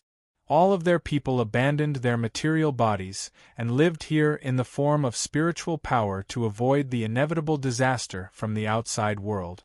The original plan was good. Their spiritual power was preserved, and to a certain extent, they were immortal. However, the 2nd and 3rd generation civilizations of the Earth appeared one after another. Without the support of a physical body for a long time, even the leaders with iron will could not withstand the erosion and baptism of time. They had forgotten their names and their mission. Tens of thousands of years of emptiness had caused them to be severely polarized. The kind were more kind, and the evil were more evil. The weak spiritual bodies were all abandoned. Many champions walked out of the spiritual space, some helping the new civilization to build a new home, while others hated these people for taking their place, stirring up trouble and committing all kinds of evil. They had all forgotten that the other party was once their kin, and the result of attacking each other was the destruction of all of them. As the world changed, civilized societies continued to rise and fall, and after that, a new cycle began. Their weak clansmen had been left behind in that eternal spiritual space. Even in the books of the gods, which claimed to be omniscient, there were very few records of their former glory. They had been completely forgotten, both physically and spiritually. When Zeus and the other gods fell into a deep slumber, mankind entered the 5th era. Many devout monks, bishops, and imams of Tantric Buddhism had their spiritual power skyrocketed before they died. They vaguely saw that place. From the few words they left behind, mankind named that place Paradise Lost, Heaven, Pure Land, and so on. Of course, this was the definition and perception of heaven by secular religions, not the heaven that actually existed. Thea arranged her own matters and came to this area alone. She wanted to find the entrance to Paradise Lost. After the great event of eternity of evil, the evil of the world would converge with the spiritual bodies here to form a new evil god, which would then be purified by Boston Brand. However, that was something that would happen a long time later, so it wasn't worth Thea's worry. Without alerting Talia and the others in Nandarbart, she dressed up like a traveler, bypassed the Assassin League's headquarters, and walked alone into the deep mountains. The civilized world was left behind by her. She was surrounded by towering mountains and rock. Not to mention humans, even animals couldn't be seen here. The young mistress' body was now astonishing. She walked steadily in the wilderness, taking out Croydon's compass from time to confirm her position. She had to admit that this item that Constantine had been thinking about was sometimes useless, but sometimes its effects were heaven-defying. Sia had done a lot of homework before she came here. She had borrowed all the records that mentioned this area, including the notes of several religious leaders before their deaths, under various pretenses. However, the records were all illusory, and she was confused when she read them. After that, she also used the blood connection to find old Ma, who was now very beautiful, and asked the Lady of Xanadu to do a divination. The divination result was disappointing. 5 cards jumped out at once, and the area covered the 5 continents. The Lady of Xanadu was stunned. Thea realized that she could only rely on herself. She began to use all kinds of satellite positioning, carbon detection, supercomputer simulation, spiritual power scanning, and magic power sensing. However, all of these things added together were not as effective as the Croydon's compass. This compass completely taught her what it meant to specialize in a field. A magic item that could catch the eye of Constantine, the son of the DC world, was not just for show. The compass followed her instructions to find the place with the richest spiritual power. At first, there were some disturbances, and then it would deviate from the direction from time to time, but generally speaking, it was gradually getting closer. The young mistress did not fly. She was afraid of missing some key points, and this matter could not be left to others. She could only follow the compass's guidance and walk in this primitive forest step by step. On the 3rd day, she had walked through most of the mountain range, but found nothing. On the 15th day, she went back to take care of some business. After several confirmations, she realized that she had walked past the target entrance. She could only continue to search in the opposite direction. On the 19th day, Diana also accompanied her to search. Wonder Woman was also very helpless. Her lasso of truth could not trap the mountain and ask. She did not even know who to ask. The two found an open space and had a friendly discussion. The young mistress sent off Diana in high spirits. On the 25th day, she finally found a clue. The place she was now in was ordinary. There was no light, no purple gas, and nothing on the ground except 2 big stones. However, this was the strange part. Thea had an excellent memory. She had walked through this coordinate 3 times in just over 20 days. Her route had been recorded by Gideon. She had walked through the entire mountain area twice without any blind spot. Along the way, according to the compass's guidance, there were 7 or 8 places that she had walked through the same place twice, but only this place was the same place 3 times in a row.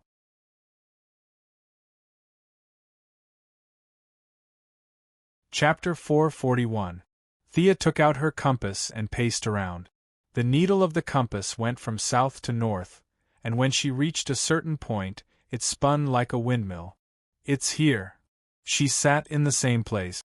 After more than 20 days of searching, she was exhausted. She still had plenty of physical strength, but she was mentally exhausted.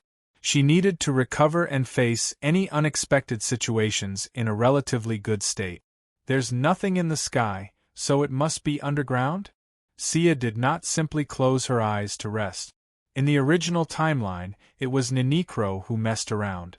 He was tricked by the fake magic book and caused a series of changes in Nandarbat. Only then did Paradise Lost reveal a tentacle from the spiritual world. Now nothing happened. This small world had been hidden for tens of thousands of years, avoiding the prying eyes of countless true gods. Its hiding ability could be said to be very unique. Thea first used several detection methods of Sargon and Morgan Le Fay to explore the spatial structure here, and the results were very satisfying. Several spells transmitted the point under her feet. Although it was weak, it did have the meaning of an interlayer. After that, she began to search for the entrance, and the Eye of Horus was fully activated. From where she sat, she could almost see Mars, but she didn't see anything. This proved that the entrance was not in the sky. She turned her head and continued to search the ground, but after only seeing through 2 layers of rocks, she couldn't see any further. Her line of sight encountered an invisible energy, and then it was absorbed. It's underground? Thea was overjoyed. After busying herself for nearly a month, it was finally time to reveal it.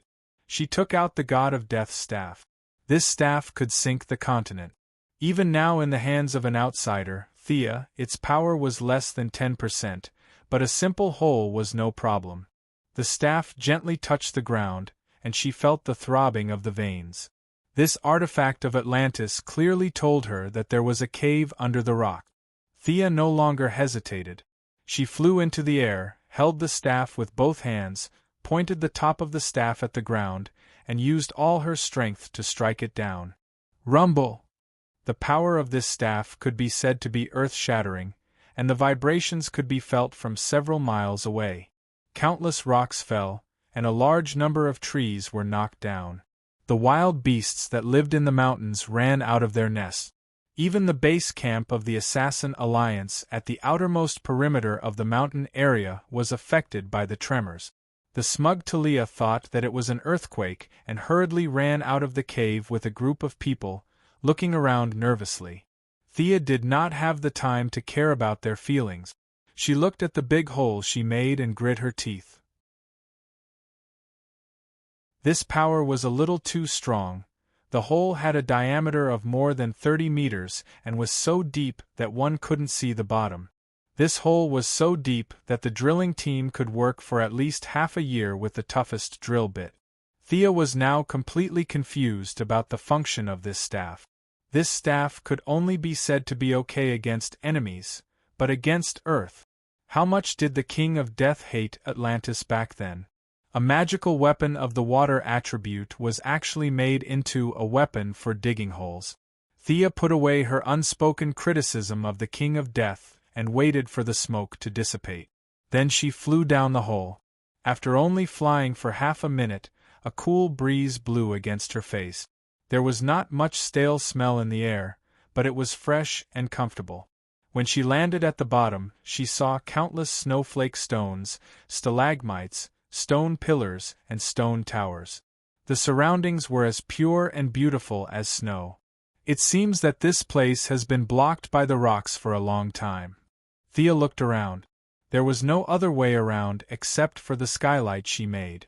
She reached out and touched a nearby stalagmite. This was not a natural creation, but a condensation of some kind of mental strength. She suppressed her excitement, knowing that the entrance was just ahead. The scenery in the cave could be described as extremely beautiful. The deeper she went, the more snowflake stones were condensed by mental strength. The spectacular and gorgeous scenery could be seen everywhere. Thea did not pay too much attention to the scenery, ignoring the deep silence around her, and walked steadily and firmly. There were many winding paths inside the cave. Along the way, the strength of the snowflake stones guided her. According to the strength of the energy, the closer she got to the entrance of the cave, the stronger it would be. She stopped in front of a 40-meter-tall statue of a petrified dragon. The statue was lifelike. This dragon, or a creature that looked like a dragon, had 2 heads, and its body was not as slender as what Thea had seen in the magic book. This dragon's body was sturdy, its back was high, and it also had 2 tails, but they were very short. The dragon statue was huge and blocked all the back paths. Thea looked and said loudly, "Behind you is the entrance, right? I'm not a bad person, can you let me in?" "Did you hear me? You're not dead, are you? If you don't move, don't blame me for being rude. I know you're still alive." Thea shouted for a long time, but the dragon did not respond. She could only hold the Death King's staff tightly and get into an attacking posture.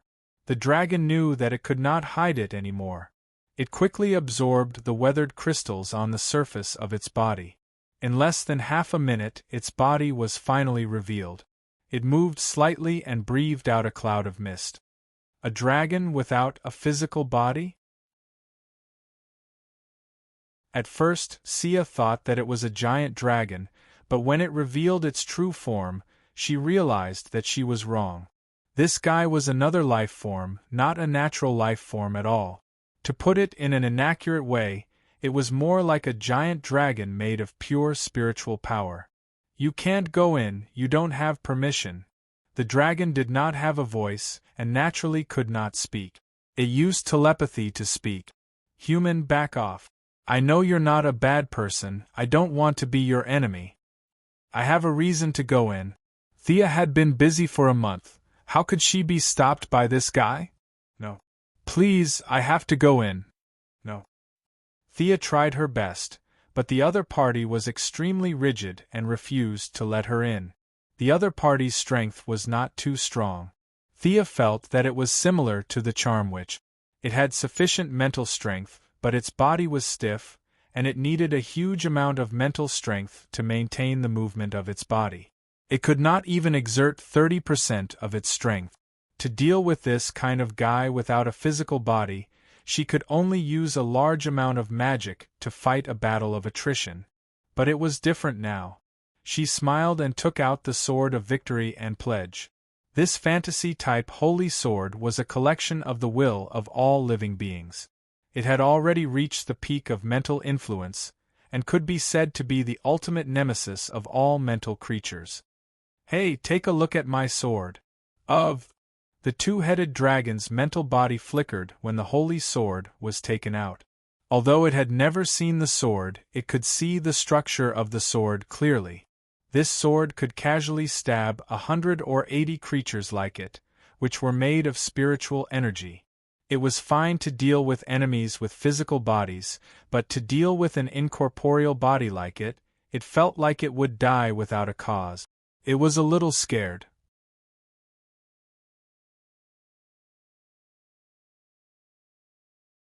Chapter 442. However, the dragon was very stubborn. It knew that Thea's sword could kill it easily, but it still insisted on its duty and stood at the entrance, looking at her nervously. The young lady was in a bit of a dilemma. The sword of oath and victory was powerful, that was true. It also had a lot of restrictions. The spirit power dragon in front of her was loyal to its duty, and the holy sword didn't want to hurt it. If Thea forced herself to control it, there would be a barrier between her and the sword. Both sides would have a bad first impression, and it would be difficult to change it later. From another point of view, the dragon was both a guardian and an extraditor. Without its support, Thea couldn't enter that illusory world. Feeling that she didn't do anything further, the spirit power dragon was secretly relieved. It was not afraid of death, but it wouldn't ask for it either. After hesitating for a while, it proposed a compromise that it didn't think violated the rules. Find someone who is qualified to enter Paradise Lost and let him invite you in. That's my biggest concession. Thea smiled. She could accept this result. As you wish, Guardian. After that, she sat down. If it was someone else who met this condition, it would be hard to do. There were 6 billion people on Earth. Who was qualified and who wasn't? It would be hard to find a clue in the sea of people. But she knew this plot. Thea came here because of this plot. She knew who was qualified to enter this place. Many years ago, there was a little boy who entered the paradise of negligence in his dream. The reason was unknown and the purpose was unknown. He thought that everything was just a happy dream. In fact, there was a real world inside, a world that was completely made up of spiritual power. This boy was none other than the dead man, Boston Brand. He had little contact with Thea, but he saw her as a god in his mind.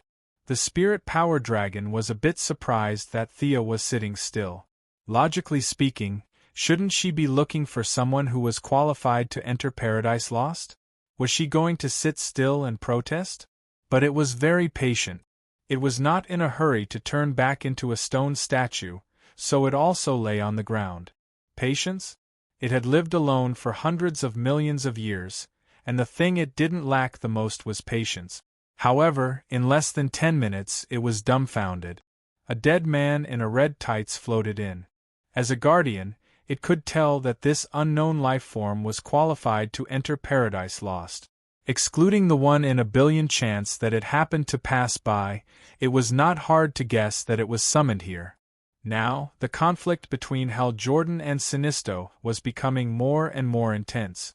As Hal's friend and Sinisto's subordinate in name, Deadman had been living on Earth all this time, fooling around every day. "Boss, your place is really hard to find." The dead man was suspended in the air. He complained, but he was a little vigilant in his heart. He focused on looking at the spirit dragon, wondering if he should beat this big guy up later. The spirit dragon pondered for a few seconds. Human king with the sacred sword, I will keep my promise and bring you into Paradise Lost. However, your body will not be able to enter. That is a world made of spirit. Thea was very happy. A human king with the sacred sword? This dragon was quite good at talking. When she planned to find Paradise Lost, she knew that her body would not be able to enter. This small problem could be solved by the sacred sword. The sacred sword gathered the will and imagination of all living beings. Its functions were as diverse as the stars in the sky. Holding the sword hilt made of starstone, one person and one sword communicated with each other. A power was transmitted from the sword. This was the power of imagination. It could make the impossible possible. Thea's body gradually dimmed. The body that was originally made of matter turned into spirit. From reality to illusion, she turned into a heroic spirit. This was one of the functions of the sacred sword. It allowed the wielder to freely change between reality and illusion. There were no side effects and no time limit. Thea, who was already strong in spirit, now received the feedback from her body. Her spirit body was more than 3 meters tall, and it took her a long time to return to her normal size. The sacred sword in her hand also shone brightly. The two of them complemented each other. The sacred sword gave the heroic spirit power, and the heroic spirit gave the sacred sword new emotions. In the eyes of the dead person and the spirit dragon, Thea was now as bright as a moving sun.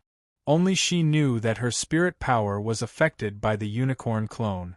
It was far from reaching the upper limit of her energy level. The purity, firmness, and spirit now were all given by the sacred sword. Only by increasing the total amount of her spirit power and abandoning their characteristics and absorbing 2 clones of the same origin, could she finally complete the concept of self. Looking at Thea's heroic spirit, the spirit dragon did not make any excuses. It turned around helplessly.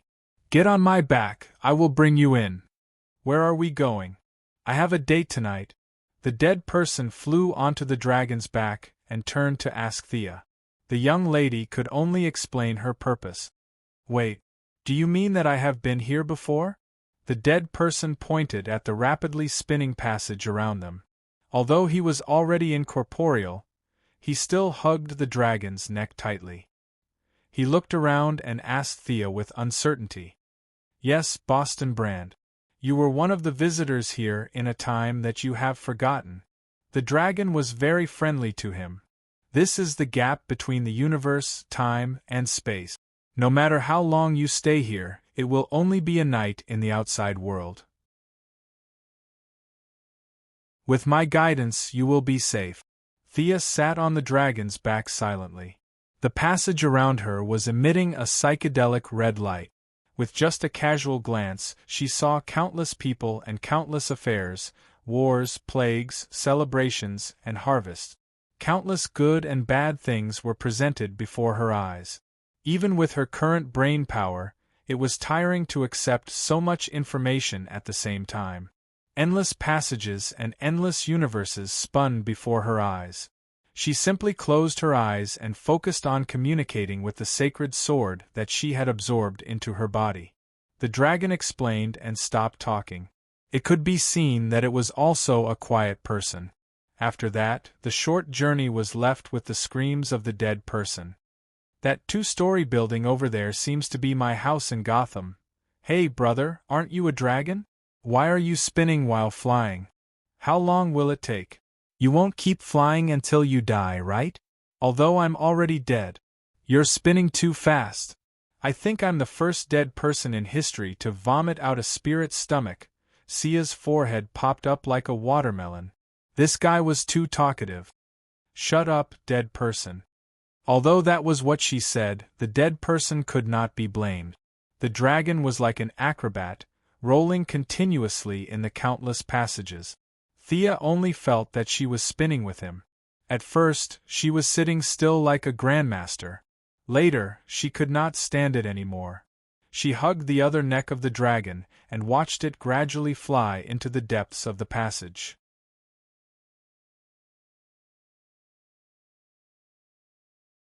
Chapter 443. Time seemed to have lost its meaning here. Thea was like a traveler who had fallen into a quagmire. She hugged the dragon's neck and watched it perform its flying skills as if it was courting death. The dead people who were shouting beside her were also completely speechless. Only the dragon was still happily drilling towards the end of the passage. Thea felt that this fellow must be taking revenge on her for scaring it with the holy sword. Otherwise, why would it drill into the 100-meter-wide passage in a spiral? It was too late to say anything now. She could only hope that this path would end soon.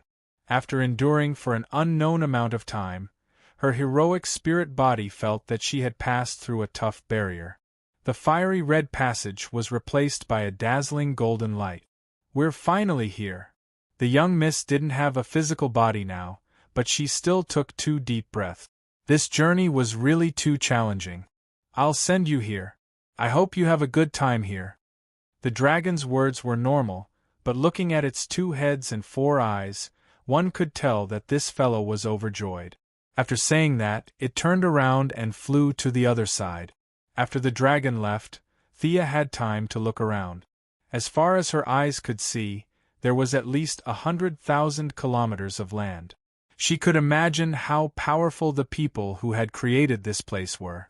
But now, as far as her eyes could see, there were mountains and a large amount of vegetation covering it.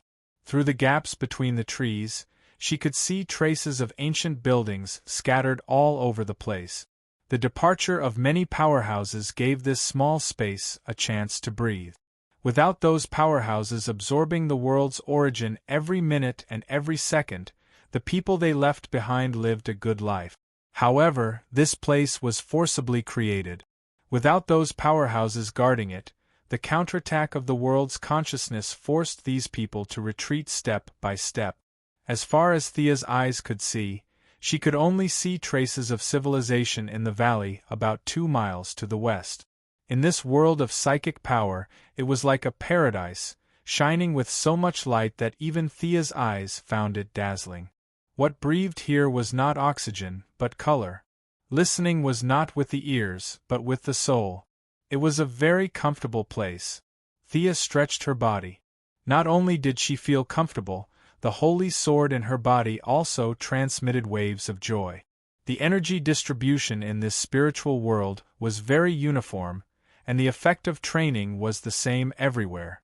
Thea did not intend to interact with the survivors, but she did not forget her purpose.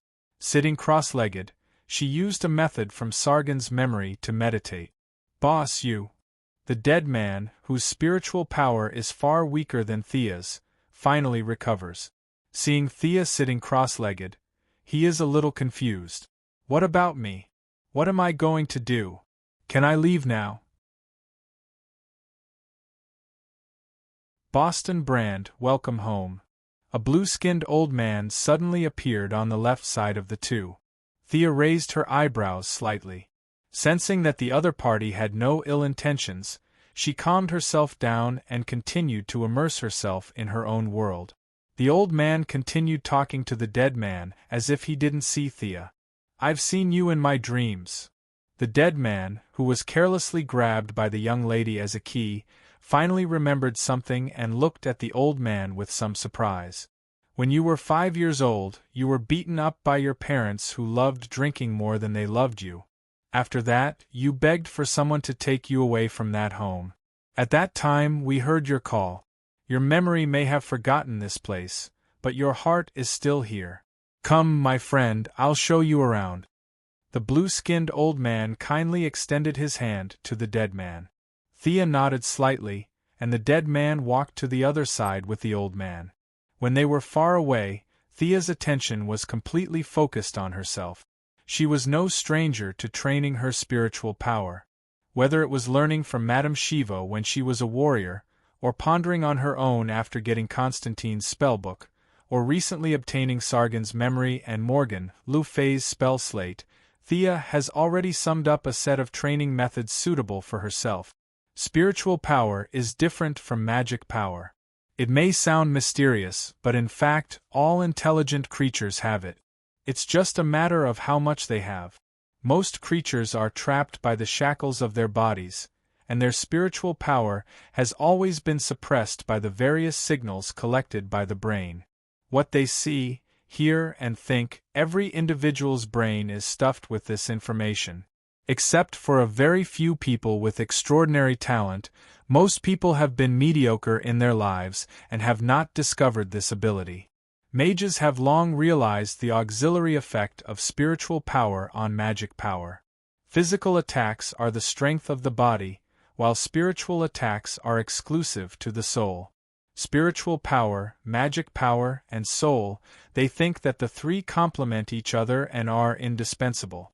When a mage's energy accumulates to a peak, the soul will leave the body, taking all the essence of the body with it, and walk to a new level of life. Whether it goes to a higher dimension, Thea does not understand, but the process of erodization, recorded in many religious books, is very similar to this process. This legendary realm, although not divine, is better than divine. Thea did not think too much about it. Those levels are too far away from her. She only wanted to improve her spiritual power, merge with her doppelganger, and return to her original self. The fusion of two souls gives her a natural advantage in spiritual power. Now that she has entered this spiritual space, coupled with the feedback of some energy from the Holy Sword from time to time, her progress is now 100 times faster than in the outside world. There is no sun rising and the moon setting here, and there is no passage of time. Thea sat alone in the same place, motionless. During this time, the dead people finished their tour and saw that she was still working hard, so they did not disturb her and left the space alone from the other side of the exit. Without knowing how long it has been, Thea's spiritual power accumulates very quickly without the shackles of her body. If it was only a trickle before, now it is like a pure lake. Just when she wanted to complete part of the fusion, the Holy Sword stopped her. It is not time yet. Thea can only continue to accumulate. With the growth of her spiritual power, the whole spiritual space is affected. The earth trembles and the sky flashes. However, except for the blue-skinned old man who glanced at it from afar, the rest of the survivors did not care. For them, time is meaningless and survival is meaningless. Living or dying will not make them frown. That is, Thea is busy with her own things, otherwise she will definitely complain that these guys are so numb to the extent that they will not be surprised even if the sky falls. When Thea's spiritual power breaks through a certain threshold, the new function of the Holy Sword is opened to her. With the help of the special environment here and the emotions of the Holy Sword as a channel, she can now hear the pleas of many lives. As the chosen one of the moon god, she has the ability to hear people chanting her name at night. This ability seems cool, but it actually causes her a lot of trouble. You're tuning in to the Phoenix Knights YouTube channel. Don't forget to subscribe and join us on this journey to catch the most captivating stories.